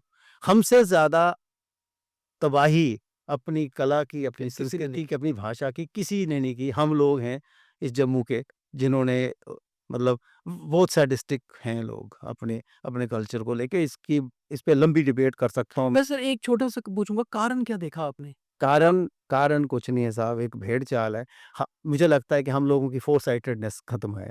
मैं बहुत लोगों के साथ बहस करता हूँ, उनको बताता हूँ। मैंने कहा एक समय आएगा, हमारी जो जनरेशन्स हैं, ये बच्चे हैं आज, जब इनका वर्ल्ड एक्सपोज़र होगा, ये आपको गिरेबान से पकड़ेंगे। क्योंकि हमने इनको उनके कल्चर से दूर रखा है। हमने इनको इनकी भाषा से दूर रखा है। ये जो एक कॉम्प्लेक्स बेचा गया है, इसके पॉलिटिकल रीज़न्स भी थे और अंग्रेज़ों के बाद का वक़्त का जो ज़्यादा हम पे इम्पैक्ट रहा, वो ये है कि अंग्रेज़ों के सामने जो अंग्रेज़ी बोलता था, तो उनको वो पहले हाँ, प्रायोरिटी देते थे, बाकी वालों ने फ़ॉलो करना शुरू किया। हमारे यहाँ जो था, जो डोगरी में बात करता था हायरार्की के सामने, तो समझते थे यार ये नहीं है। तो अपनी भाषा छोड़ के दूसरी भाषा में बात करता, तो हो सकता है कोई बेनिफिशियरी रहा हो इधर-उधर। लेकिन फिर एक ऐसा कोई नैरेटिव बेचना शुरू कर दिया कि भई गाँव की भाषा है, अगर आप डोगरी बोलेंगे तो अपने आप को लो एक क्लास से नीचे आ जाएँगे। अगर आप हिंदी, अंग्रेज़ी में बात करते हैं तो आपका क्ला एक मुझे लगता है टोटल टोटल अब्सर्ड है। एब्सेंट। टोटल मतलब जिस जिस जो सोसाइटी जिन्होंने डोगरी छोड़ी और ये सारी दूसरी भाषाएँ प्रमोट की हैं, ये बहुत बड़ा नुकसान किया है। मैं तो ये भी मानता हूँ कि हाँ, पॉलिटिकली हम लोगों ने मिलिटेंसी रही, ये रहा, इतना नुकसान हुआ, इतना इससे बड़ी ट्रेजेडी ये है, जो लोगों ने अपने इस कल्चर खित्ते और में अपनी अपने लैंग्वेज को खो लैंग्वेज दिया और हमने। कल्चर को छोड़ा है। ये आज एहसास नहीं है, एक समय में होगा। थोड़ा-सा रिकवर करना शुरू किया नहीं आपको कुछ लगता है? थोड़ा-थोड़ा, जो भी मतलब अभी भी देखिए schools are totally responsible for that. Parents parents are responsible responsible for that, मतलब हमारी सोसाइटी ही ज़िम्मेवार है। ये बहुत बड़ी बात है। मैं वहाँ आपको फिर कनेक्ट करता हूँ जो बात हमारी कंटिन्यू में चल रही थी। वापस आकर के व्हेन आई स्टार्ट थिंकिंग कि फिर मुझे आपने सोचा अपनी लैंग्वेज में अपनी लिखना है, भाषा में खुद के करूँगा लिए और लिखूँगा, अपनी अपने नाटक तरह लिखूँगा। का नाटक, जी। अपनी तरह का नाटक करूँगा। तो अपनी तरह के नाटक करने के लिए मैं चूँकि उसका फ्लेवर अपना चाहिए था, पूरा एक सांस्कृतिक स्वरूप जो है ना उसको मैं करने के लिए मुझे मेरे दिमाग में एज़ अ चाइल्ड तो बाबा जित्तो चूँकि मेरे रीजन से आया हूँ, हाँ, माता वैष्णो देवी और बाबा जित्तो इससे बड़ा मेरे लिए कुछ है नहीं। कुछ नहीं। तो मैंने ये कहानी चुनी और उसके लिए मोस्ट एप्रोप्रिएट व्यक्ति थे प्रोफ़ेसर रामनाथ शास्त्री जी। और ख़ैर अब क्या बताएँ उनके बारे में। मतलब ऐसे लोगों का इम्पैक्ट है हमारी हुँ, ज़िंदगी में, तो जाके हम भी कुछ कर पाए। उनसे बहुत सीखा जी। हैं, उनसे बहुत सारी चीज़ें सीखी। उनके साथ बैठ कर के मैंने फिर इस नाटक को बनाना शुरू किया। उनके मेरे और उनके बीच में एक जनरेशन का गैप था। बिल्कुल, हाँ, ऐज का मतलब एक बहुत बड़ा। टोटल जनरेशन का हाँ, गैप टोटल। एक जनरेशन का गैप था। लेकिन उन्होंने इतना कोऑपरेट किया, मैंने उनको थोड़ी दिनों के बाद बताना शुरू कर दिया कि आपको बहुत फ्रस्ट्रेशन होगी मेरे साथ काम करते हुए। अच्छा। हाँ, मैंने कहा आप आपको बहुत दुखी होंगे। मैं मतलब मेरी कुछ चॉइस ही ऐसी है कि मुझे वो चीज़ पसंद नहीं आती। हुँ, वो एक सीन लिखते थे, सीन पढ़ने के बाद मैं फाड़ देता था। अच्छा। इतने बड़े डर लगता था उनसे बात करते हुए। मैं फिर क्या करता था जब कुछ नहीं बन पा रहा था, मैंने क्या किया सारे एक्टर्स को लेकर के उनके सामने कंपोज़िशंस बनाए, हुँ, मूवमेंट क्रिएट की। मैंने कहा ये मेरा विज़ुअल इसका स्ट्रक्चर है, हुँ, मुझे इसमें शब्द चाहिए है। फिर दैट्स दिस इज़ हाउ फिर लेटर तो चीज़ें बढ़ने लगी। फिर उन्होंने मेरे लिए महाभोज भी अडॉप्ट किया था। जो तो लाइक उस समय में, शुरुआती समय में 1 महीना तो बड़ा गुस्सा भी हुआ, रूठ भी गए वो। फिर हमने पूरी टीम थी 40-50 लोग, उनके जाते प कदमों में गिर जाना, हमारे माफ़ी दो, चलो, चलो, चलो। Then he is to come back. हो सकता है भगवान ने उनसे भी एक बड़ा काम करवाना था। तो ऐसे चलते, चलते, चलते हमने वो किया उस मतलब देखिए कोई काम आउट ऑफ वर्ल्ड करना है तो उसके लिए आउट ऑफ वर्ल्ड आपको एफर्ट देना है। It took me 6 months in creating that play, Baba Jitto. Baba Jitto. जी। और रिहर्सल का टाइम सोच सकते हैं क्या होता था? सुबह 3 बजे से 8 बजे तक। सुबह 3 से रात 8 इस दिन सुबह 8 मतलब तक, अच्छा सुबह 8 बजे सुबह इस टाइम पे रिहर्सल? इस टाइम पे हाँ। रिहर्सल। फिर अगेन शाम को 3 बजे से 8 बजे तक। 10 घंटे रिहर्सल होती थी। क्योंकि बीच में कोई पढ़ रहा है, कोई नौकरी कर रहा है, तो लिबर्टी 8 से लेके 3 बजे तक सारे काम निपटाओ भाई, सुबह 3 बजे। और उस समय सोचिए मोबाइल नहीं था, रोड कनेक्टिविटी में भी मतलब दिक्कत। व्हीकल किसी के पास, हुँ। पूरे ग्रुप के बीच में 42 लोग थे उस नाटक में, एक आदमी के पास स्कूटर था। सबको पैदल पहुँचना है। पैदल पहुँचना है, कि कुछ बच्चे बाहर के थे, गाँव के होते थे, वो जम्मू में कहीं बस स्टैंड में जाके लेटे रहना, ऐसे डेडिकेटेड लोग तैयार किए थे मैंने। उनको पहले प्रिपेयर करता था 2 महीने पे, ये करना है, ये हमारा कलेक्टिव विज़न है, और सब एक प्लेज करते थे मिलके आपने कहते थिएटर के कि कमांडोज़ तैयार किए हैं सर। नहीं एक मतलब एक पागलपन चाहिए जी। दुनिया में। पैशन। लोगों को आज लगता है बलवंत ठाकुर ने ये कर दिया। मैंने कहा यार आके सुनो ना मुझसे कैसे हुआ था वो पॉसिबल। बाबा जित्तो फिर नहीं बन सकता, नहीं बनेगा ना। मैं कह रहा हूँ, चैलेंज कर रहा हूँ। वो लाए थे, वो पागल कर पहला मंचन कब और कहाँ हुआ बाबा देखिए जित्तो का? ये बड़े मेरे नाटक हैं ना जो बड़े पॉपुलर हुए हैं, उनका पहला मंचन जम्मू में कभी नहीं किया मैंने। अच्छा, तो ये कहाँ हुआ था सर? पहला कुरुक्षेत्र में हुआ। कुरुक्षेत्र में। हाँ। मतलब कुरुक्षेत्र के लोगों के लिए एक नई कहानी। नहीं, नहीं, नॉट ओनली कुरुक्षेत्र, मैं आपको उसके पीछे बैकग्राउंड बताता हूँ कि ये national academy of music, dance and drama, this is which is known as संगीत नाटक अकेडमी। जी। इनका एक उस समय एक मतलब एक रूटीन थिएटर डेवलपमेंट का एक प्रोजेक्ट था, जिसमें हर स्टेट का बेस्ट प्रोडक्शन उठाते थे जी। और एक ज़ोनल फेस्टिवल करते थे, north, south, east, west 4। North के लिए किसी एक स्टेट के अंदर करते थे, तो जी। एक-एक उसमें नाटक होता था। उसका जो बेस्ट प्ले होता था, that used to go for national. Okay. और नेशनल में जो बेस्ट आता था, देन वो फिर वो पूरे देश में घूमता था। तो ये बाबा जित्तो जब बाबा जित्तो 1986 में 1986 में इसने रिप्रेजेंट किया जम्मू कश्मीर को नॉर्थ ज़ोन थिएटर फेस्टिवल जो कुरुक्षेत्र। कुरुक्षेत्र में हुआ, जी। जिसमें जम्मू कश्मीर, उत्तर प्रदेश, हरियाणा, पंजाब, हिमाचल सबसे एक-एक नाटक हुआ। ये नाटक बेस्ट आया।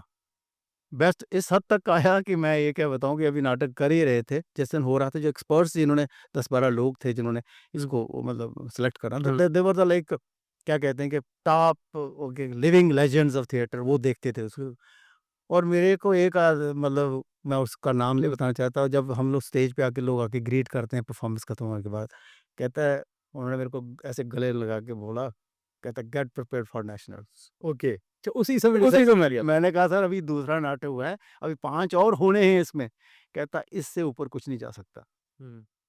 कह रहा एनीवे हमने फिर वो वहाँ से नेशनल पे गए? कॉम्प्लीमेंट को, हाँ, हुँ। We got the first position in north, we went to national. Okay.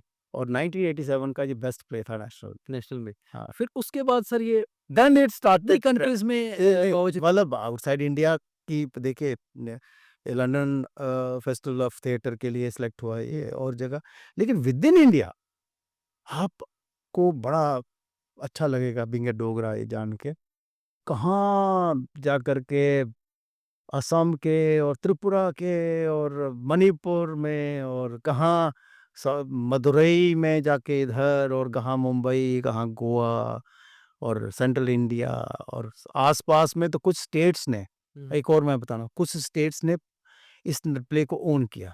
अच्छा। इतना पॉपुलर हो गया कि पूरी स्टेट गवर्नमेंट ने हमें ऑफर किया कि हमारी पूरी स्टेट में ये प्ले घुमाओ। हुँ, हुँ। उसमें हरियाणा केम अ, हुआ। हरियाणा ने पूरे अपनी स्टेट के जो प्रोमिनेंट शहर हैं हर उसमें जगह में। पकड़ा। राजस्थान, हुँ। इंटायर राजस्थान की लेंथ एंड ब्रेड्थ इस नाटक के साथ हमने ट्रैवल किया है। और नाटक खत्म होने के बाद मैं वहाँ की जितनी थिएटर करने वाले हैं, जितने राइटर्स हैं और लोग हैं जो आर्ट से जुड़े हुए, उनके साथ मैं 3 घंटे का इंटरेक्शन करता था। ये जानने के लिए मेकिंग प्रोसेस कैसे बना, आइडिया कैसे आया, क्या नहीं हुआ। तो वो एक मुझे लगता है कि ब्लेसिंग्स एक वन पार्ट है जो लोग इसमें विश्वास करते हैं। वो लोग वैसे ही ऐसी पावर पास भी है ब्लेसिंग्स कितनी रही? अनिक वो है, दैट इज़ ऑलवेज़ देयर और I acknowledge that, but at the same time मैं उन लोगों को ये भी कहता हूँ कि it's not just blessings, you people need to know the struggle as well. हुँ, जो 6 महीने 6 महीने की सुबह 3 हुई। से रात के, और सर्दियों के दिनों में सुबह 3 बजे कब बजते हैं और कितना ठंड, कितना अंधेरा, और सारे के सारे पहुँचते, इतना डर होता था मेरा। कुछ लोग तो उसी वेन्यू पे जाके पहले से ही रात को जाके वहीं लग रुक जाते जाते थे, थे। अच्छा। तो ऐसे लोग मुझे मिले भी, ऐसी बात नहीं है। ये काम हुआ, उसके बाद फिर ये सीरीज़ चलती रही। मुझे लगता है ये कंसिस्टेंसी नटरंग की सक्सेस की, इससे क्या हुआ कि जम्मू एज़ अ सेंटर पूरी दुनिया को पता लगा कि जम्मू भी कोई जगह है, उसको एक रिकॉग्निशन नेशनल मिला। जम्मू की पहचान बनी, डोगरी की पहचान बनी। डोगरी मैंने सिर्फ़ डोगरी भाषा तक सीमित नहीं रखा था। ये नाटक को इस तरीके से स्ट्रक्चर किया था, इसमें मैंने कोड, इसमें मैंने गीतलू, इसमें कारका तो था ही, हाँ, लाइव कारका थी। इसमें सारी जो रिप्रेजेंटेटिव हमारी फ़ोक ट्रेडिशंस और फ़ोक जितनी हमारी एक्सप्रेशंस हैं, उस सारों को मैंने समावेश किया था, तो एक कंप्लीट पिक्चर ऑफ जम्मू मिलती थी आपको। और लोग इतना कहते हैं सच ए रिच प्लेस इन कल्चर, क्या बात है इसकी। तो इससे क्या है, मुझे इतना कहता कि वो भाई बहुत अचीव कर लिया, लेकिन कम से कम जिसको जानता ही कोई नहीं था, उसकी कुछ तो जान पाए थे। फिर फिर सर बड़े डोगरी डोगरी थिएटर का वो एक दौर शुरू हुआ जिसमें गुमाई, महाबोझ कई सारे वो सब फिर लिखते गए आप? मैं फिर उसके बाद स्टार्ट किया? देखिए मैं बताना चाहता हूँ कि घुमाई भी एक बाई मैं क्या हुआ कि 95 में फिर मैं गवर्नमेंट में आ गया। अच्छा, तो उससे मेरा कोई जो अपनी अवेलेबिलिटी कम हो गई। जब आप कल्चर सेक्रेटरी इस हाँ, वो secretary art secretary and culture art जब हुआ ये मैं कौन से ईयर में सर आप मैं 95 से 2003 तक। 3 तक थे? तो वो गवर्नमेंट सेक्टर में एक तरह आ गया। यहाँ नहीं मैं और वो ये आज की आर्ट एंड कल्चर नहीं, उस टाइम का था। मतलब मैं आपको ये हाँ, हाँ। कहना चाहता हूँ, मतलब वो सॉर्ट आफ्टर डिपार्टमेंट बनाया मैंने उसको, मतलब वो भी उसकी भी एक लंबी कहानी है। मतलब ये प्रेज़ेंस थी। मतलब अब तो आज तो ढूँढने पे नहीं मिलेगा ना। आज नेशन में बेस्ट प्रोडक्शंस जम्मू कश्मीर की होती थी। हुँ, हमने जम्मू कश्मीर को उस एरा में, उस टाइम में देखो पागलपन आपका यहाँ भी दिखता तो वहाँ भी वैसे ही दिखाया। बिल्कुल।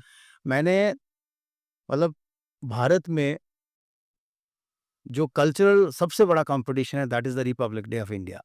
और रिपब्लिक डे से बड़ा कोई इवेंट कोई कोई इवेंट नहीं हाँ, होता और वहाँ की उसमें झाँकी उसमें जम्मू कश्मीर जो है, हर स्टेट जो अपनी झाँकी प्रेज़ेंट करती है। अच्छा पहले तो कॉन्सेप्ट के ही कॉम्पिटिशन होते हैं। हुँ। हाँ, कि कांसेप्ट क्या है? कॉन्सेप्ट क्या है? उसके बाद आप उसका मॉडल बना के ले जाते हैं, उसका पूरा दिखाते हैं। जम्मू कश्मीर आजकल तो कई सालों से तो कॉन्सेप्ट के लेवल पे फेल हो गया है। फेल हो गया, जाते ही नहीं है। हाँ, बताएँ ना मुझे पिछले 2 सालों से जम्मू कश्मीर कहाँ था? टैब्लू गया ही नहीं, बिल्कुल। सेलेक्ट ही नहीं हो पाए। ये कॉन्सेप्चुअली इतने वीक हैं इस समय। जबकि मैं during my tenure of 8 years, 8 plus years, hmm, I got first for 5 times. First prize. First prize पूरे देश में। हैट्रिक बनाया है मैंने 97, 1998, 1999 और फिर 1 साल का गैप आया, उस बार भी मेरा अवार्ड था। लेकिन हमें चूँकि 99 में करगिल हुआ था, हुँ। मेरा विषय करगिल था। लोगों ने कहा it's too much Kargil now यार, को करगिल को लेकर हाँ, बहुत कुछ हो रहा था। और इसको तो चेंज ये भी अभी करगिल, करगिल हो रहा है। वो भी बेस्ट था मेरा। कौन-सा? ईयर 2000 वाला। हुँ, चलो ठीक है, इन्होंने नहीं दिया, मैंने वही जाकर के 2001 में फिर फर्स्ट ले लिया। अच्छा। ठाकुर साहब मुझे लगता है आपसे बात करते हुए या और कि कहीं और सर 2 में भी फर्स्ट लिया। आपके अंदर कहीं गुस्सा है इस चीज़ को लेकर कि आज वो लेवल का काम नहीं हो रहा। है वो गुस्सा अंदर? यार गुस्सा नहीं है, इसको आप क्या कह सकते हैं? उसको क्या कहेंगे? गुस्सा क्यों छोड़ व नहीं, एक अंदर गुस्सा गुस्सा एक ले इंसान लेकिन को लेकिन ले या आप ये कह लें नाराज़गी कह लें नाराज़ ल मतलब उसको कुछ आप कि मिला आज के वो रखो। काम नहीं हो पा रहा। देखिए मैं मेरे साथ बहुत सारे लोग बात करते हैं। अब आपने मेरे को आकर के वो थोड़ा उस स्टेट ऑफ माइंड में लाया तो कुछ चंद बातें सुनाना चाहता हूँ। हुँ, जब आप गवर्नमेंट हैंडल करते हैं, सरकार जी। चला रहे हैं, तो एक बहुत सारे और डिपार्टमेंट हैं, अब उनकी सड़कें कैसी बना रहे हैं, जब आप गाड़ी देके 4 खड्डे देखते हैं, तो आपको उसमें सरकार उसी में नज़र आने लगती है। ये एक तरीका मैं इनको मेरा मेरा एज़ एन आर्टिस्ट जो मैंने पूरी दुनिया देखी उसके बाद ये इंटरप्रिटेशन है। और सबसे बड़ा इमोशनल पार्ट, सेंटिमेंटल पार्ट होता है कल्चर। हुँ, अगर आप सरकार में आते हैं, आप कुछ भी हायरार्की में आप गवर्नर बन के आते हैं या आप चीफ मिनिस्टर बन के आते हैं या और जो आपको मौका मिलता है, जहाँ से ब्यूरोक्रेट आप कहीं पहुँचते हैं, आपके पास एक पावरफुल पोज़ीशन है, जहाँ पे कुछ बेहतर समाज के लिए कर सकते हैं। अगर आप समाज को मैसेज देना चाहते हैं ना, तो इमोशनल मैसेज, सेंटिमेंटल मैसेज, हुँ, हुँ। सिर्फ कल्चर से जाता है। अगर कोई व्यक्ति, कोई भी राजा दुनिया का गोल्डन एराज़ की जब हम बात करते हैं, तो सिर्फ वही एराज़ है जब दुनिया में कल्चरल रेनेसांस हुआ है। हुआ, बिल्कुल। जब कल्चर डेवलप हुआ, आप पूरी दुनिया की हिस्ट्री को देख लें। हमारे जो लोग हायरार्की में बैठे हैं, ये स ये सोच है ही नहीं। उनको मैं गाली नहीं देना चाहता। किसी को मैं कुछ के खिलाफ बोल के why should I invite controversies? वो कंट्रोवर्सी नहीं, ये फैक्ट्स हैं भैया, सच्चाई तो सुन लो। आप अभी देख लो, सक्सेसिव तीसरा फॉरेस्ट सर्विसेज का आदमी कल्चर देखने लगा है। हुँ, बिल्कुल। हाँ, वो सक्सेसिव उस स्ट्रीम से है ही नहीं है। मतलब देखिए ना साहब, कल्चर एक के लिए सेंसिबिलिटी चाहिए। You need to be sensible. ये रूरल डेवलपमेंट नहीं है, ये एजुकेशन, ये पावर डेवलपमेंट, ये पीडब्ल्यूडी नहीं है। You are going to think for the preservation, कि प्रोमोशन, समझ ही कल्चरल हैंडलिंग है। हैंडलिंग है। कल्चर को किस तरीके से हैंडल करना है, किस तरह प्रमोट करना है, right kind and wrong kind of people. इस फील्ड में बहुत सारे लोग कल्चर के साथ क्यों जुड़ रहे हैं? या जो कल्चरल के इसको ठेकेदार बने हुए हैं आजकल, क्यों जी? वो थोड़ा लाइमलाइट में रहेंगे, 4 पैसे बनेंगे। You need to identify those people. क्या है? क्या हो रहा है? ओ जी कर लो, वो जी कर लो, क्यों कर लो? रीज़न क्या है? क्या करवा रहे हैं हम लोग? कल्चर की ये कल्चरल विज़न, इस जम्मू कश्मीर में कल्चरल विज़न नाम की कोई चीज़ ही नहीं है।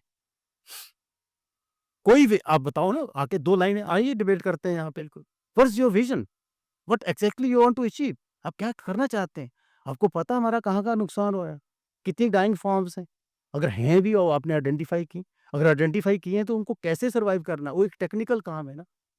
भारत में, पूरे देश में, पूरी दुनिया में कल्चरल एडमिनिस्ट्रेशन सिर्फ़ कल्चर के लोग कर रहे हैं, बारिंग जम्मू कश्मीर। कला को, इस बात पे साहित्य को साहित्यकार देख रहे हैं, विजुअल आर्ट को विजुअल आर्टिस्ट देख रहे हैं। ठाकुर दे साहब आप एक उसके पद्मश्री बाद से भी उसको आप मैं आपको एक चीज़ खत्म हुँ, और हुँ, मैं कर रहा प्लीज़, हूँ। प्लीज़। ये जो इसका एडमिनिस्ट्रेटिव स्ट्रक्चर होता है, ये सारी ऑटोनमस इंस्टीट्यूशंस हैं। ऑटोनमस इसलिए होते हैं क्योंकि सिर्फ़ कला से जुड़े हुए लोग उसको लेकर के डिसीजंस करते हैं, वो एक विज़न क्रिएट करते हैं। सरकार सिर्फ़ फैसिलिटेटर के तौर पे काम करती है, वो एक फाइनेंसेस उनको देती है। At the most to the extent क्या होता है कि उसकी जो काउंसिल होती है, जो एग्ज़ीक्यूटिव बोर्ड बनता है, उसमें कोई एक रिप्रेजेंटेटिव उनका आता है उनका, बिल्कुल, just to report back to the government कि भैया ये सब ये चीज़ें हो रहा है, हो रहा ऐसा है। कुछ हो रहा है। अब तो आप इनके कॉन्स्टिट्यूशंस पढ़ लीजिए, 100% लोग सरकार के बैठे हुए हैं। तो सरकार का जो व्यक्ति होता है, उसका एक डीएनए होता है।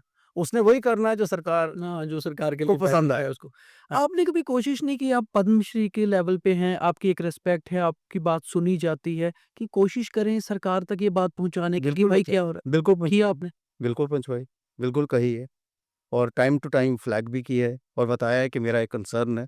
मैंने इनफैक्ट क्या नाम लूँ, बताया, मैंने कहा आपने स्पोर्ट्स पॉलिसी बनाई, आपने फ़िल्म पॉलिसी बनाई, कल्चरल पॉलिसी क्यों नहीं बनाई? पॉलिसी नहीं बनाई। ये पॉलिसी है आपकी कि आपको कोई एक बंदा नहीं दिख रहा। आप पहले कोई रेवेन्यू से व्यक्ति उठा के आपने आर्ट एंड द अकेडमी में डाला था, फिर आपने कोई सेल टैक्स से लाया कि किसी और से ला रहे हैं। We are what message we are going to give to people? हम कलाकारों को, साहित्यकारों को क्या मैसेज देना चाहते हैं? पता है ना क्या देना चाहते कोई हैं? एक्शन नहीं। कि हम लोग we don't care for this.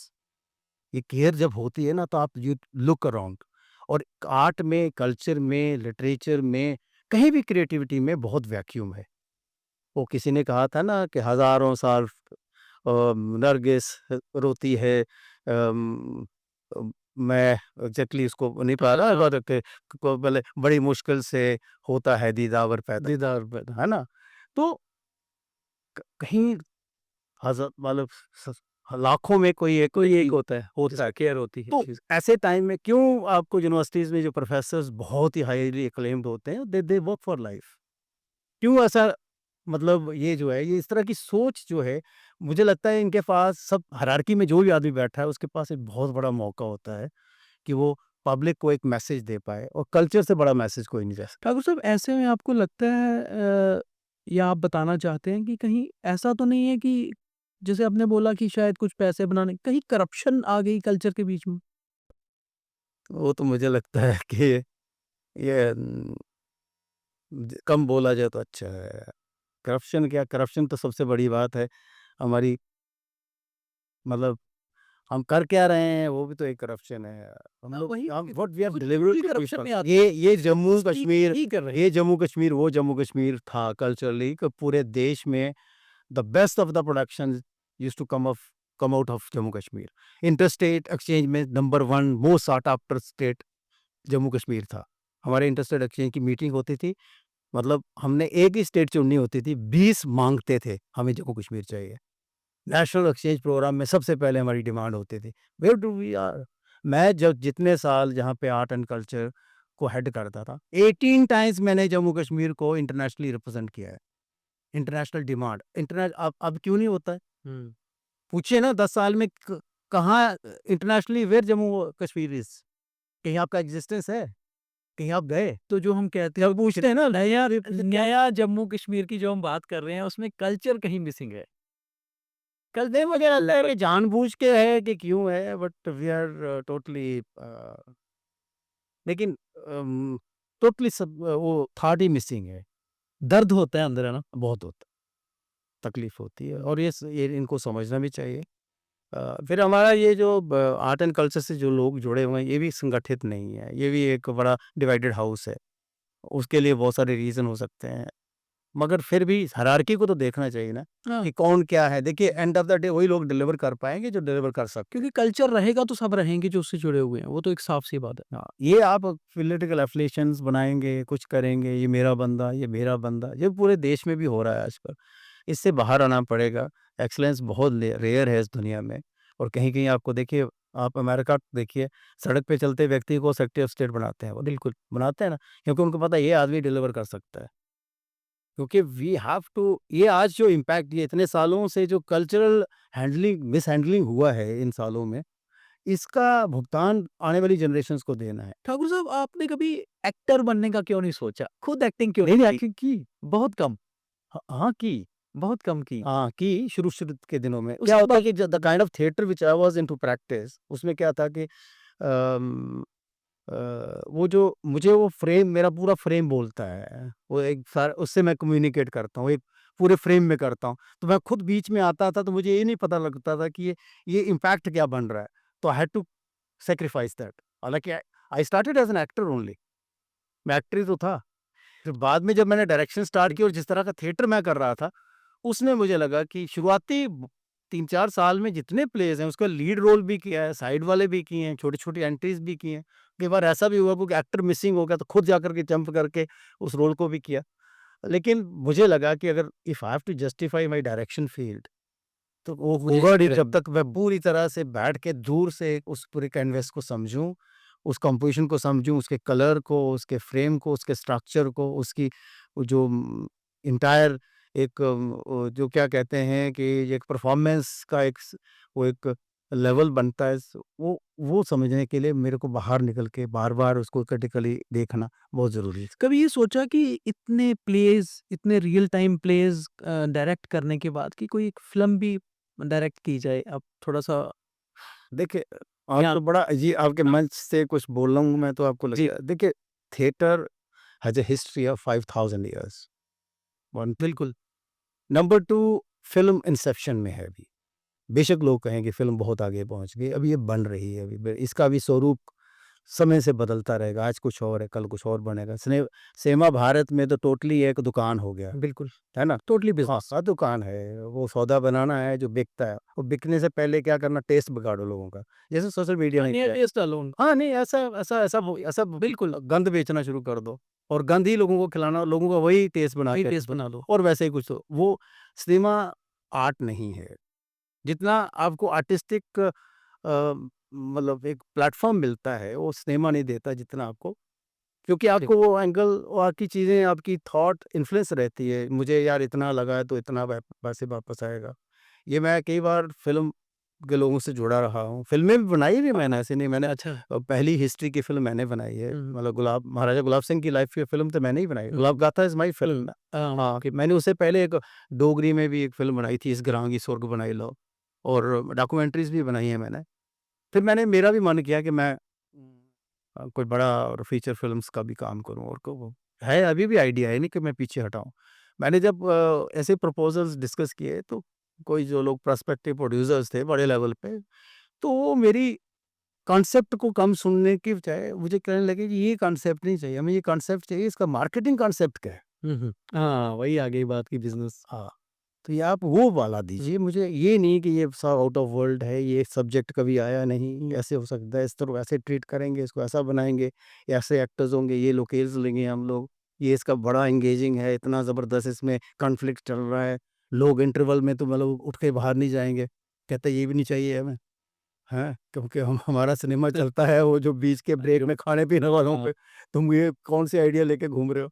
तो दैट काइंड ऑफ मुझे लगा कि भैया ये भैंस के आगे बीन बजाने वाला हिसाब है। हुँ। तो जब आपको इस तरह के आइडियाज़ आपके डिस्करेज होते हैं, जब आप टोटली एक्सपेरिमेंट करने के लिए सिनेमा करना चाहते हैं, तो वो अभी हमारे यहाँ माहौल नहीं बना अभी, टू बी वेरी ऑनेस्ट। और सरकारों की तरफ से भी ना एक होता है ना वो कई बार वो उस मेरे जैसे लोगों को सपोर्ट करने के लिए आ जाए कोई, हुँ। देखिए जी बलवंत जी, आप अपने आइडिया पे फ़िल्म बनाइए, दीजिए 10 करोड़ रुपए हम आपको देते हैं।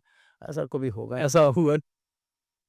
मनोज जी, नटरंग ने हुँ, और बलवंत ठाकुर जी ने मिलकर, हुँ। मतलब मैं तो ये मिलकर इसलिए कहूँगा क्योंकि आप ही नटरंग हैं बेसिकली। कितने एक्टर्स आज तक बनाए आप? एक अप्रॉक्सिमेट कुछ नंबर, एक रफ नंबर? एक्टर वैसे नंबर गिनना हो तो बहुत सारा है, it's endless thousands, thousands and thousands. लेकिन एक आप और बताना चाहता हूँ, कई लोगों को लगता है कि मेरे पास लोग सब एक्टर बनने आए। जी, जबकि ये भी तथ्य नहीं है। थिएटर अब एक नया रोल अज़्यूम कर चुका है, बहुत पहले मैं कहता था कर चुका है, अब लोगों को विज़िबल नज़र आ रहा है। ये टोटली पर्सनैलिटी ट्रांसफॉर्मेशन का एग्ज़ैक्टली, फ़ील्ड है। ये एग्ज़ैक्ट वो फ़ील्ड है जहाँ एक इंसान को और बेहतर इंसान बना सकता है। हुँ। एक आदमी के अंदर अगर सलाहियत हम 10 तो पे एक गिनते हैं तो शख्स को एक 100 इंसान बनाया जाता मिले, है। हाँ यार। उसके अंदर बहुत सारी उसके अंदर एम्बिशन हम डाल सकते हैं, एक विज़न दे सकते हैं, दुनिया देखता है और अपने पे विश्वास, सेल्फ पे कॉन्फिडेंस, बहुत कम चीज़ें हैं, बहुत सारे एक्सपोज़र्स हैं जो आपको देते हैं। This is the only field. और मैं आपको इन सालों में बताना चाहता हूँ कि बहुत सारे लोग जो मेरे पास एक्टर बनने आए थे, they ended up becoming civil servants. Okay, हाँ, क्योंकि मैं मेरे नाटक बाबा जित्तो में जोजा का जो कैरेक्टर है, 4 जोजा इस समय स्टेट में केएस ऑफिसर्स हैं। अच्छा। तो आप सोचिए वो तो देव के 4-4 5-5 साल लड़कियों ने काम हाँ, वो तो एज़ पर्सनैलिटी। एक्टर्स काम किया। हुँ। तो इसका एक वो एक इम्पैक्ट है। जब आप थिएटर में आते हैं, थिएटर में जाकर के वो जो एक सीरियसनेस आपके अंदर आती है, जो चीज़ों को देखने का, और सबसे बड़ी बात है अपने पे जो कॉन्फिडेंस आता है, अपने पे विश्वास होना बहुत बड़ी चीज़ है। आज के समाज ने, आज की पढ़ाई ने आपको विश्वास नहीं दिया। आप पीएचडी करके आते हैं बाहर और आपको एक सवाल पूछता है तो आपकी टाँगें काँपना शुरू हो लगेगा जाती मैं, बिल्कुल हैं। ठीक। आपके साँस सूखने लगता है। तो कॉन्फिडेंस पाँव पे बिल्डिंग नहीं है आप। ये जो एक कॉन्फिडेंस ये जो थिएटर आपको जो एक गैप है उसको बिल्ड होता है। अभी मैं आपको ये बताना चाहता हूँ कि अब तो मैं थिएटर को, अब जो नया काम है, I am now as of now is I am working on finding a new role for theatre. कहाँ समाज में पूरा, मैं समझता हूँ कि अगर हमारे यहाँ हर स्कूल का बच्चा थिएटर में जा पाता और थिएटर तक हम एक्सपोज़ कर पाते, वो सिर्फ़ दर्शक बन के भी जाए। ना, थिएटर एज़ अ सब्जेक्ट भी बहुत मैं होना चाहिए अगर स्कूल अगर में। जम्मू शहर को बदलना है, भारत को बदलना है, पूरी दुनिया को बदलना है, आर्ट इंटरवेंशन बढ़ा दीजिए आप।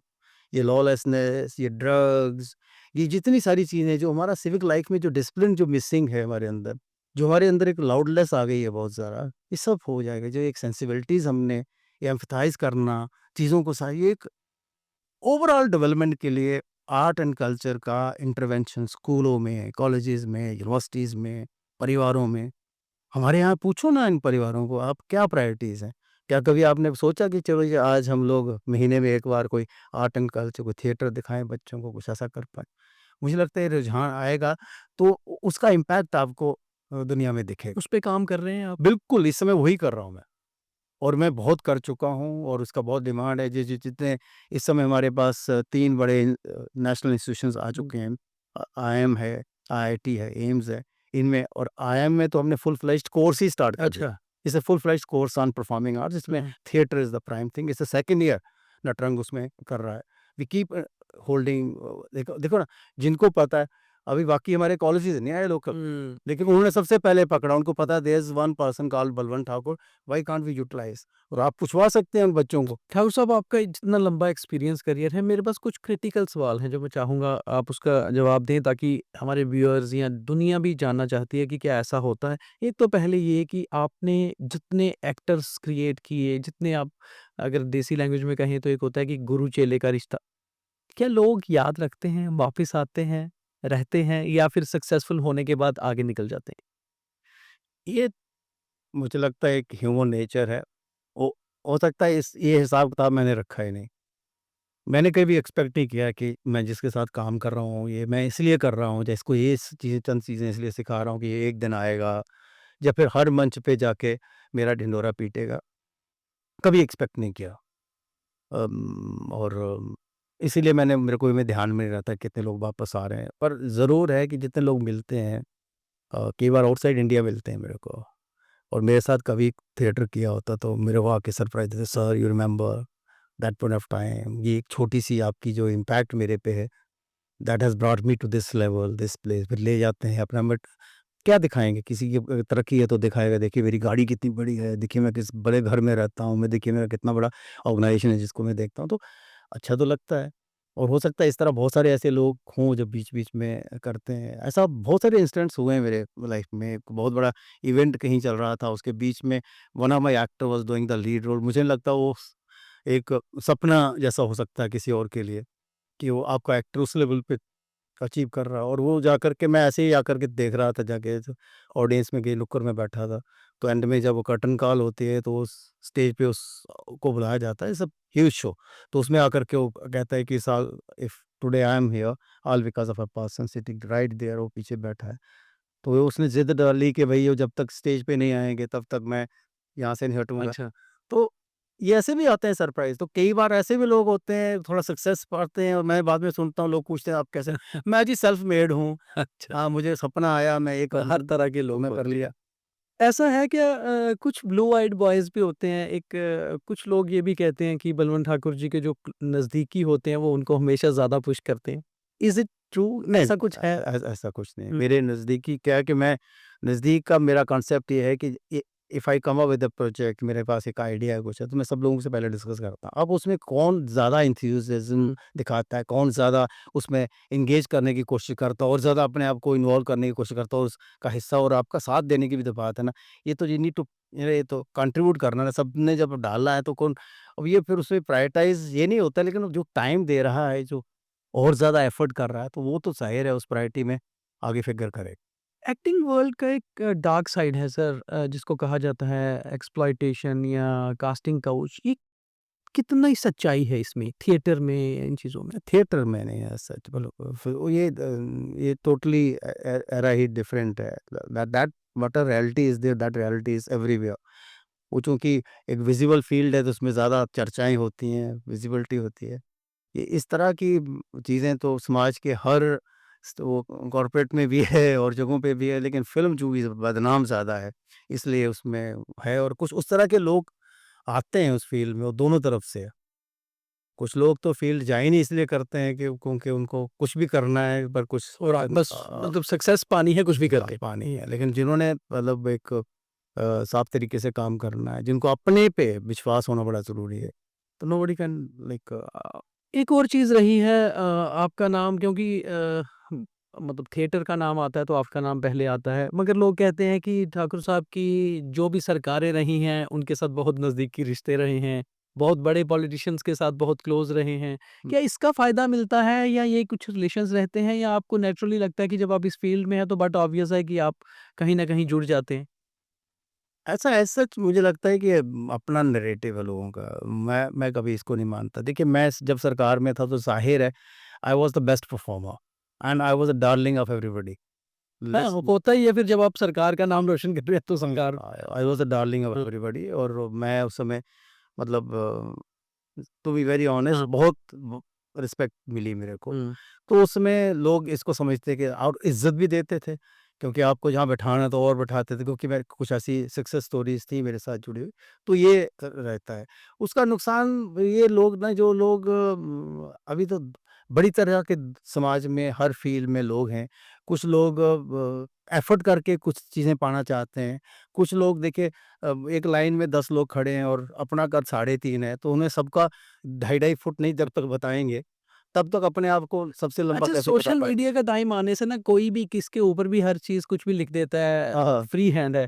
सोशल मीडिया पर एक चीज़ें भी लिखी गई कि अभी पिछले मैं 1-2 सालों में देख रहा था कि नटरंग को क्यों मुफ्त में ज़मीन दे दी गई सरकार में, ये क्या सच्चाई है कि मुफ्त में दी गई, या अगर दी गई तो क्या इसमें इसकी ये आई चाहूँगा कि वी आपके ज़रिए लोगों तक वी पहुँचे? कैन हैव ये सबसे बड़ा दुर्भाग्य है इस रीजन का, हुँ, इस खित्ते का। नुकसान किसी का नहीं होगा, बलवंत ठाकुर का क्या नुकसान होगा, है ना? मैं जो कर रहा हूँ, मैं करता रहूँगा। मुझे कंट्रीब्यूट करना है इस हुँ, वे ना दूसरे वे में जाकर के मैं समाज के लिए कर रहा हूँ, देश के लिए कर रहा हूँ, पूरी दुनिया में काम कर जी। रहा हूँ और अब भी बहुत डिमांड में हूँ। ये बहुत इल कंसीव्ड है, कुछ लोग अपने आप को मतलब सर्कुलेशन में रख हुँ, मेरा नाम थोड़ा बहुत है ही, तो ज़ाहिर है मेरे को लेके कंट्रोवर्सी करेंगे तो इन रिटर्न आपको पॉपुलैरिटी तो मिलेगी ही। ये टोटली बिल्कुल। इल कंसीव्ड है। हुँ, पॉइंट ये है कि मैंने एक कॉन्सेप्चुअलाइज़ किया, जबकि मेरे लेवल पे जिन लोगों ने अचीव किया है, they are entitled to a, have some support from government of India to create cultural infrastructure, ताकि देखिए, वही बात है कि कहा लाखों, हज़ारों में कहीं कोई एक व्यक्ति का कोई विज़न बनता है, तो सरकार का जब का एक और विज़न है कि ऐसे लोगों को इंस्टीट्यूशलाइज़ कर दिया जाए। बिल्कुल, उनके इंस्टीट्यूशंस बनाने में हेल्प की हेल्प जाए। की जाए। उसमें क्या है कि 60% of the money flows from government of India uh, और 40% उस व्यक्ति ने, उस इंस्टीट्यूशन ने कंट्रीब्यूट करना है। टोटल कॉस्ट ऑफ उसका, उस जितना शुद्ध स्ट्रक्चर और इंफ्रास्ट्रक्चर एस्टेब्लिशमेंट का में, बिल्कुल। और वो वन टाइम सपोर्ट है, उसके बाद रिकरिंग कुछ नहीं मिलेगा, वो खुद ही जनरेट हुँ, करना है। हुँ, एक चीज़। सेकंड था कि उसमें ये है कि वो लैंड भी होनी चाहिए उनके पास। बिल्कुल। तो बाकी जगहों पे क्या था कि बहुत सारे इस तरह के इंस्टीट्यूशंस क्रिएट करने के लिए खाली लैंड नहीं, इस हुँ, लोकल पूरा गवर्नमेंट से इंफ्रास्ट्रक्चर पैसा भी आया है, बिल्कुल। हुआ। क्योंकि एंड ऑफ द डे वो बलवंत ठाकुर एंटरप्राइज़, नटरंग एंटरप्राइज़ इसे पब्लिक इंस्टीट्यूशन है, जिसमें सरकार के भी नुमाइंदे बैठे हैं, हमारे लोग भी हैं। हम किसके लिए बना रहे हैं? उसके पब्लिक से। स्टेक होल्डर्स कौन है? पब्लिक। हुँ, हम लोग मान लो यहाँ पे अभिनव थिएटर, उसके अलावा एक और थिएटर जम्मू शहर में बन जाता है हुँ, और वो अभिनव थिएटर तो सरकारी लोग करेंगे, हुँ, उसको मैनेज, इसको करेगा प्रोफेशनल्स करेंगे। प्रोफेशनल इसका लेवल क्लास, भाई अब गवर्नमेंट स्कूल भी है और प्राइवेट दूसरा स्कूल। स्कूल भी है, उसका क्लास, उसकी पढ़ाई का लेवल देखिए और सरकार का देख लीजिए, आपको वेरिएशन मिलनी थी। तो मुझे ये लगा कि, और मुझे कई लोगों ने प्रॉम्प्ट किया कि बलवंत जी यू शुड ट्राई, तो I approach the government for the allotment. भैया ये बनेगा आपका, हाँ, मैं सिर्फ जब तक मैं सर्विसेज दे सकता हूँ, मैंने ज़िंदगी में पूरी दुनिया में रहना तो है नहीं, और जो मैं दुनिया जानता हूँ, पूरी दुनिया का मेरे पास एक्सपीरियंस है, हुँ, पूरे वर्ल्ड का थिएटर मैंने देखा है, आर्ट देखा है, कल्चर देखा है, मैं उसको इंस्टीट्यूशलाइज़ करना चाहता हूँ, जो एक लेगेसी चलेगी, एक ट्रेडिशन शहर में बनेगा। और मैं तो इस हद तक बोल गया कि आज आप कहते हैं ट्रेन कश्मीर चली गई, कोई यहाँ नहीं आएगा, ये पठानकोट बनने वाला है, तो we need to have something कुछ तो हियर हो, व्हिच कैन अट्रैक्ट। इसके लिए एक लोग यहाँ 2 लोग माता वैष्णो भी जाते हैं, उनमें से हुँ, कुछ तो लोग चंद इस तरह अट्रैक्ट रुके। हो, हुँ, तो जम्मू कहीं न कहीं सिग्निफिकेंटली ज़िंदा तो रहे। हुँ, मैं तो इनफैक्ट कहता कला केंद्र दे दो, चलो ये तो उनके दिमाग में नहीं आया। तो उन्होंने एक यार लैंड ढूँढते it took them 5 years, can you अच्छा, बिलीव? 2010 में मैंने पीछे लगा था, 2015 में फाइनली इन्होंने हुँ, डिसाइड किया कि एक छोटी-सी जगह, अब मैं कहता ज़मीन जाओ दूर पहाड़ पे ले लो, अरे वहाँ पहुँचेगा, जाए बच्चों का सेंटर बनना है, छोटे-छोटे बच्चे कैसे पहुँचेंगे? शहर के अंदर उन्होंने सेंटर दिया, जगह दी, जगह तो दी, तो देन वी स्टार्टेड मस्टरिंग लाइक हमारा अपना, और वो एक प्रोजेक्ट बना, उसका डिज़ाइन बने, सब कुछ बना। उससे पहले समबडी वेंट टू लिटिगेशन, कुछ और लिटिगेशन। अच्छा, तो ये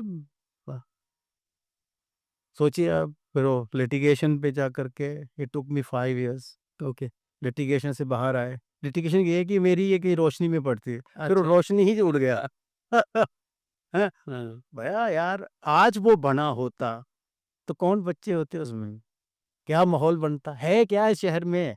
एक लाइब्रेरी तक नहीं है आपके पास, एक कल्चरल सेंटर नहीं है ढंग का आपके पास। इतना बड़ा शहर है, हम लोग कहते हैं मैंने लंदन के साथ मुकाबला करना, उसके साथ अकेले लंदन में 300 थिएटर है। 300 थिएटर्स, सिनेमा हॉल नहीं, थिएटर्स थिएटर्स हैं, तभी वो समाज बनता है।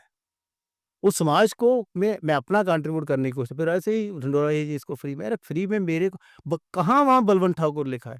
बलवंत ठाकुर एज़ हेड है, कल कोई और होगा, परसों कोई और होगा।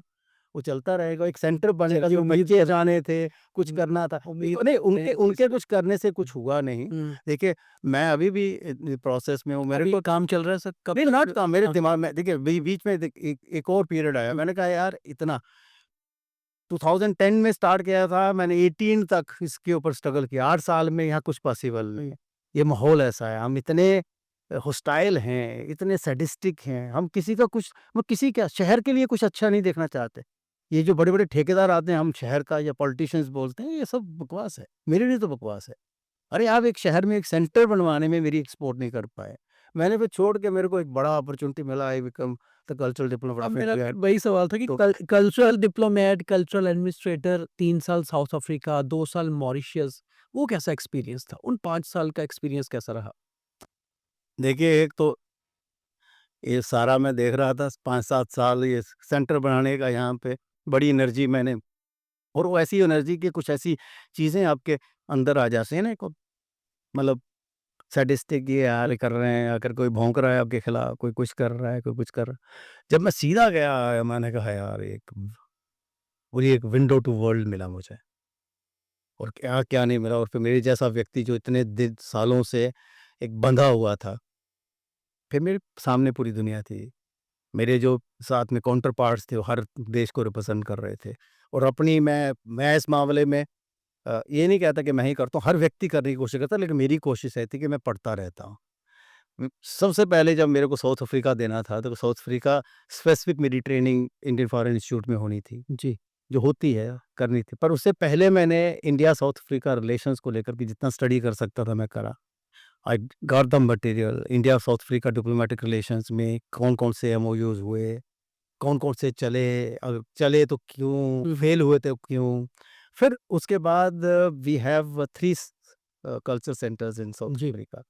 तो उसमें उनका नाम पहले तो इंडियन कल्चर सेंटर्स होता था, लेकिन नई सरकार ने कुछ और मतलब अच्छा उसको और रूप देने के लिए उनका नाम रखा Swami Vivekananda culture centre. Okay, तो मैंने ये सोचा भाई मैं तो सेंटर्स हेड करूँगा स्वामी विवेकानंद कल्चर सेंटर, तो कोई चलते-चलते मुझे किसी ने स्वामी विवेकानंद के बारे में पूछा, इतना तो थोड़ा बहुत तो हुँ, पता था, शिकागो जो उनका जो कॉन्फ्रेंस था और कॉन्फ्रेंस उसका में स्पीच जो थी उनकी स्पीच वो था या कुछ उससे हुँ, पहले, तो मैं तो पागलपन तो हर चीज़ में था। तो मैंने सीधा जा कर के 10 वॉल्यूम्स ऑफ वो है complete works of Swami Swami Vivekananda, Vivekananda, वो ले 10 वॉल्यूम है। अच्छा, एक वॉल्यूम में 700-800 पेज हैं, और हुँ, ये सारा उठाया साहब। फिर वो कहते हैं तपस्या से उसको मैंने पढ़ा, देन वो किया। मैं वहाँ जाता हूँ, जाकर के सारा अपना काम जो जितना पूरा डिप्लोमेसी, लोगों को ये लगता है कि इससे इससे it's an effort to connect nations together.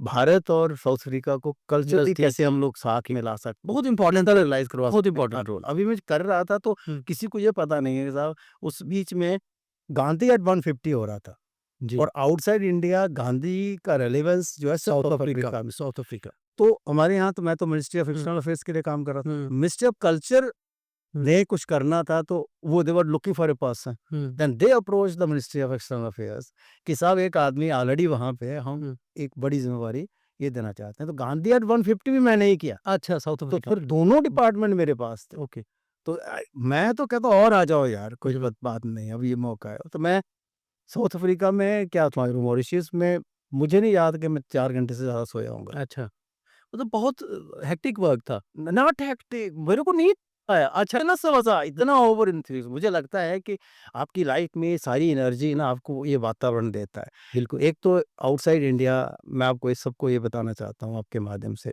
कि साहब एक्सीलेंस एक्सीलेंस है। एक्सीलेंस की बहुत कदर है। हुँ, अगर आप बेहतर परफॉर्मर्स हैं, बेहतर चीज़ें देते हैं, बेहतर चीज़ें डिलीवर करते हैं, दुनिया आपको हाथों पे उठाती है। मेरे पास एक समय में वहाँ की कम्युनिटी भी मेरे पास थी। अच्छा, एक्चुअली हर एम्बेसी के अंदर जो डिवीज़न बड़े होते हैं, इसमें एक 3 सी होता है, commerce, culture and community. Okay, तो एक समय में मुझे कम्युनिटी भी साथ में कम्युनिटी देखने का मौका मिला। ओके, फिर मेरे को एजुकेशन का भी देखने का हुँ, मौका हुँ, मिला। एजुकेशन जो हमारे we have lot of under our diplomatic initiatives, हमने कुछ देशों में स्कॉलरशिप्स दी है। जो उनके देशों उन देश के बच्चों को इंडिया में आकर के हम फुली फंडेड एजुकेशन प्रोवाइड करते हुँ, हैं। उन को भी हमने आइडेंटिफाई करना है, कौन है, कौन-सी यूनिवर्सिटी में पढ़ सकते हैं, क्या कर सकते हैं और it's a very lucrative like offer. जी। हम लोग एक अंडर ग्रेड स्टूडेंट को भी 20-25 हज़ार रुपया पर मंथ देते हैं। इन एडिशन टू रहना, खाना, आना-जाना और सारी ट्यूशन फीस के अलावा भी पॉकेट मनी देते हैं। तो इट्स नॉट समथिंग, यहाँ तो इतने में नौकरी नहीं मिलती है। एक अंडर ग्रेजुएट को 20,000 25,000 मिलेगा क्या? पढ़ाई-वढ़ाई के साथ। तो वो उसके लिए रहता, वो भी मेरे पास था। It was a good experience और मुझे लगा कि ये ज़िंदगी में you have come just once और यहाँ भी जस्ट वन्स आए हैं, तो लीव योर इम्पैक्ट और जितना आप बेहतर कर सकते हैं देश के लिए, उसके सामने जब आप कुछ करते हैं तो आप बलवंत ठाकुर नहीं, आप भारत देश हैं, तब आप देश से नाम, तो उसके लिए बेहतर जितना हो सकता है आपके इनिशिएटिव से। कभी वहाँ बैठकर ऐसा सोचा या कभी मन में ख़्याल आया कि कहाँ वो एक छोटे से गाँव से निकल के सोचा था थिएटर में आना और आज देश को रिप्रेज़ेंट कर रहे हैं, कंट्री के साथ, कंट्री को जोड़ना है, उस लेवल तक पहुँचे नहीं, ये कि देखिए मेहनत का फल मिला, ये लगा? ये तो है पहली चीज़ और फिर मुझे लगता है कि बहुत सारे फैक्टर्स हैं, कुछ ब्लेसिंग्स भी हैं, कहीं तो हैं कुछ ना कुछ, कुछ फोर्सेस हैं साहब जो आपसे करवाना चाहते हैं। I never expected to be very honest, हुँ, मैं दूसरा थिएटर पर्सन हूँ पूरे इंडिया का, जो इस जिसको लेवल ये पे पोजीशन मिला। मेरे से पहले गिरीश कार्नाड अच्छा, डिप्लोमेट रहे हैं, बस बस। और वो उनका भी एक टेन्योर था, मैंने 2 आपने किए। 2 टेन्योर किए। जम्मू के लिए जी जम्मू के लिए प्राउडफुल है मुझे लगता है कि ये जम्मू का समझिए ये वैसे है डोगरा इस लेवल मैं पे भारत का पहला थिएटर प्रैक्टिशनर हूँ, तो आर्ट से जुड़ा हुआ व्यक्ति, जिसने 2 टेन्योर किए हैं इन कल्चरल डिप्लोमेसी। ठाकुर साहब कोई और डिज़ायर बचा है कुछ ऐसा कि यार ये डिज़ायर तो सारे पड़े हुए हैं मेरे। अच्छा, डिज़ायर वैसे ही पड़े हुए हाँ, हैं। हाँ। मैं तो कई बार कई मंचों में बता चुका वो हूँ क्या कि डिज़ायर है? आई हैव ऑलवेज़ इन देखिए डिज़ायर कुछ तो चीज़ें, कोई बड़ी चीज़ें, मेजर चीज़ें, कुछ उस तरह के मेरे ड्रीम हैं जो बड़े प्रोडक्शंस किए जाएँ, कैसा कुछ किया जाए। मैं I want to do theatre out here to the level of Broadway. जो दुनिया का देखो, दुनिया में 2 ही बड़ी जगह हैं जहाँ पे बहुत बड़े लेवल पे थिएटर होता है। What one is West End in London, second is Broadway and Broadway is much ahead than West End. उसके थिएटर्स मैंने देखे हैं। कुछ इस तरह की कोई चीज़ मैं लाऊँ, मैं आपको एश्योर कर सकता हूँ। देखिए अभी मतलब इससे पहले आपके साथियों से बातचीत हो रही थी। मैंने कहा हमारे यहाँ हर बंदा फ़ोन से बिज़ी है। ये ट्रेंड आउटडेटेड है डेवलप्ड वर्ल्ड में। अब ये नहीं खत्म हो फेंक चुके हैं। हाँ, पीपल हैव थ्रोन इट और लोग इनफैक्ट कुछ देशों में, बेल्जियम में तो सोशल बॉयकॉट है। ओके, अगर आप पब्लिक स्पेस में ये करते हुए देखते हैं तो अच्छा, people come and start scolding you. Okay हाँ, कि वो इससे आगे निकल चुके हैं अब क्रिएटिविटी की बिल्कुल, तरफ बिल्कुल। क्रिएटिविटी मैं मुझे किसी ने पूछा कि क्रिएटिविटी थिएटर का क्या फ्यूचर है? हुँ, ये थिएटर खत्म कर दिया सोशल मीडिया में। मैं कि सर जम्मू कश्मीर और भारत में ज़्यादा जम्मू में किया। हुँ, लेकिन हम लोग ना कोई वो सोसाइटी है जिसका अपना कोई विज़न ही नहीं है। सोसाइटी का एक प्रायोरिटी होती है। Uh, we as a society what is your priority? What we need to do? आज जो हम कर रहे हैं इसका सोसाइटी पे, आने वाली जनरेशंस पे क्या इम्पैक्ट होगा? मैंने कहा भैया बाकी ब्रॉडवे में अ, सोशल मीडिया के आने से पहले टिकट ₹10,000 होता था इंडियन करेंसी के हुँ, हिसाब से एक नाटक को देखने का। हुँ, आज वो 97,000 तक पहुँच गया।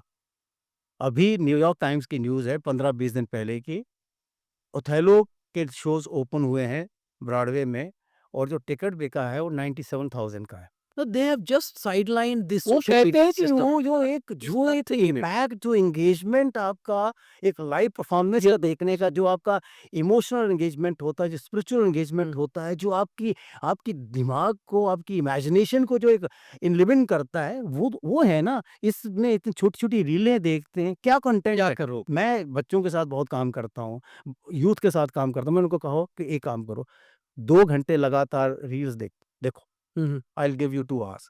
2 आवर्स के बाद ऐसे चुप करके बैठो, फिर start writing what you have seen what you have seen. हाँ, आई कुछ नहीं थिंक दैट इज़ खाली रजिस्टर्ड हाँ, फिल्थ है। मतलब कोई फेस बना कर रहा है, हुँ, तो क्रिंज हम सिर्फ क्रिंज और क्रिंज हम देख रहे हैं। लोगों को देखिए, मैं आपको एज़ अ डिप्लोमेट बताना हुँ, चाहता हूँ, मैंने बहुत एम्बैरेसमेंट झेली है। विदेशों में लोग people mark at us, look at Indians, what is their choice? This is what they see. वो देखते नीचे इतने मिलियन व्यूज़, मैं यार और है क्या? व्यूज़ के चक्कर में सर हम कुछ भी कर रहे हैं, कुछ भी दिखा रहे हैं। लेकिन ये थोड़ा-सा, मैं आपके माध्यम से हुँ, कोई बड़ा प्रेडिक्ट नहीं कर रहा। ये हो सकता है आपकी कोई रिकॉर्डिंग ये मेरी सुन रहा हो और कहे यार इसने सही बोला था। ये जैसे ना बुलबुला होता है ना ऐसे, इसकी तरफ कहीं फुस हो जाए, फटेगा। कोई कदम पता नहीं चलेगा, होना चाहिए। ना ये लोग नज़र आएँगे, हुँ। और हम कुछ सस्पेंस क्रिएटिव नहीं है ना, हाँ, सस्पेंस कुछ कंटेंट नहीं है, कंटेंट नहीं है। कंटेंट नहीं है नो रियल कंटेंट। और वही रहेगा जो कंटेंट है, नथिंग ओ मैं I keep saying one thing, nothing will remain, neither the might of the kings nor the beauty of the queens, कुछ नहीं रहेगा। If something will remain, that will be the essence of the poetry of creativity. Exactly. You right. Creativity, new thought, innovation रहेगी दुनिया में, जो जिसने समाज में कब कहाँ क्या दी, वही रहेगी। मैं रहूं ना रहूं, घुमाई याद रहेगा दुनिया को, बाबा जित्तो याद रहेगा, सुनो कहानी याद रहेगा, महावोज याद रहेगा, क्योंकि they have become the cultural identities of Jammu. कितने लोगों को तकलीफ होती है, लेकिन ये वही नाटक है जिसने यहाँ से जाकर के असम के बीच में दुनिया को बताया, असमीज़ को, मलयालीज़ को, तेलुगुज़ को, तमिल्स को, ये नहीं हो पाएगा। कभी पॉलिटिक्स में आने का सोचा या है कोई डिज़ायर, नो, आएँगे? No, never. I got many opportunities, okay. कई मंचों पे, कई पॉलिटिकल पार्टीज़ ने मुझे अप्रोच किया। आज जो बड़ी-बड़ी दुनिया में जाकर के कहते हैं हम खुदा हो गए, उनसे पहले शायद हमें लोगों ने ऑफ़र किया होगा, लेकिन आई स्टिल से मैं नहीं कहता कि पॉलिटिक्स हाँ, ये भी मानता हूँ मैं। एक और चीज़ मानता हूँ कि पॉलिटिक्स में आप अगर दयानतदारी करें, आप लोगों से बहुत बेहतर स्कोप है। आप लोगों से बेहतर कोई दुनिया बदल नहीं सकता। नहीं, आप हैं जो कुछ कर सकते हैं, लेकिन आप करते नहीं हैं। एक पॉलिटिकल थिंकिंग तो होगी ठाकुर साहब आपकी, वो क्या है? नहीं, पॉलिटिकल आप थिंकिंग एज़ ए होल या किस पार्टी नहीं, not not I am not या किस आइडियोलॉजी के ज़्यादा क्लोज़ हैं? I am above parties. अच्छा। हाँ, I just look at humanity, but मैं पॉलिटिकल रोल को अंडरमाइन नहीं करता। पॉलिटिशियंस का रोल आज जो देश में chaos है, ऑल बिकॉज़ ऑफ पॉलिटिशियंस, और ये बेहतर अगर कोई कर सकता है, थॉट हम देंगे, category of people are there, we are the theirs to give thought and they are the ones who need to implement. लेकिन वो हमें कहीं गिनेंगे तब ना, वो सोचेंगे सब हमें ही आता है, सब हमें देखिए ना, ये देखिए आपने ये ब्यूरोक्रेसी में भी देखा होगा, कल आप किसी और में थे, आज वहीं जाते हैं, और कहीं आप थोड़ी बात संवाद क्रिएट करने की कोशिश करें, सब ऐसे नहीं ऐसे होते हैं, "ए, क्या होता है? हाँ, क्या हम यहाँ बैठे ना, हमें पता है क्या होता चेयर चेयर की पावर। है।" हाँ, पावर में सब कुछ नहीं होता, हाँ, पावर उल्टा आपको अंधा करती है, बिल्कुल। उससे फिर आपको चीज़ों को आप सेंसिबल नहीं रहते उस समय। रिलिजन को कैसे देखते हैं आप? रिलिजन धार्मिक आस्था ये कितनी इम्पोर्टेंट है एक पर्सनैलिटी को डेवलप करने में, एक समाज में देखिए, क्या रोल? रिलीजन के बिना तो कुछ नहीं है साहब। Religion basically interpretation of religion हम लोगों ने religion is a principle of the way of life. मुझे लगता है and I take pride in the fact कि Hinduism has been one of the best religions of the world. मैंने as a student of mass communication, as a student of journalism, religion को अलग से as a subject पढ़ा हुआ है। और मैंने चूँकि पूरी दुनिया में देखा हुआ है, हर रिलीजन को थोड़ा समझने की कोशिश, जिस देश में जाते हैं उसको समझने की कोशिश करते हैं। बट आई फाइंड मतलब ये जो हमारे में जितनी मतलब एक वो जो एक सारी दुनिया को साथ लेने की बात है, जो प्लूरल कल्चर की जो हिंदुइज्म बात करता है, जो एक्चुअल जो सनातन धर्म की जो हम बात करते हैं, जो जो उसकी जो ब्यूटी है ना, दैट्स मतलब रिमार्केबल। जो मतलब मैं मुझे लगता है कि ये कोएग्जिस्टेंस की बात किस धर्म ने की है? बताइए ना आप, हुँ, किसने की है? That's the Sanatan question. हाँ, हाँ, सनातन जिसको हम ना कहेंगे। सनातन।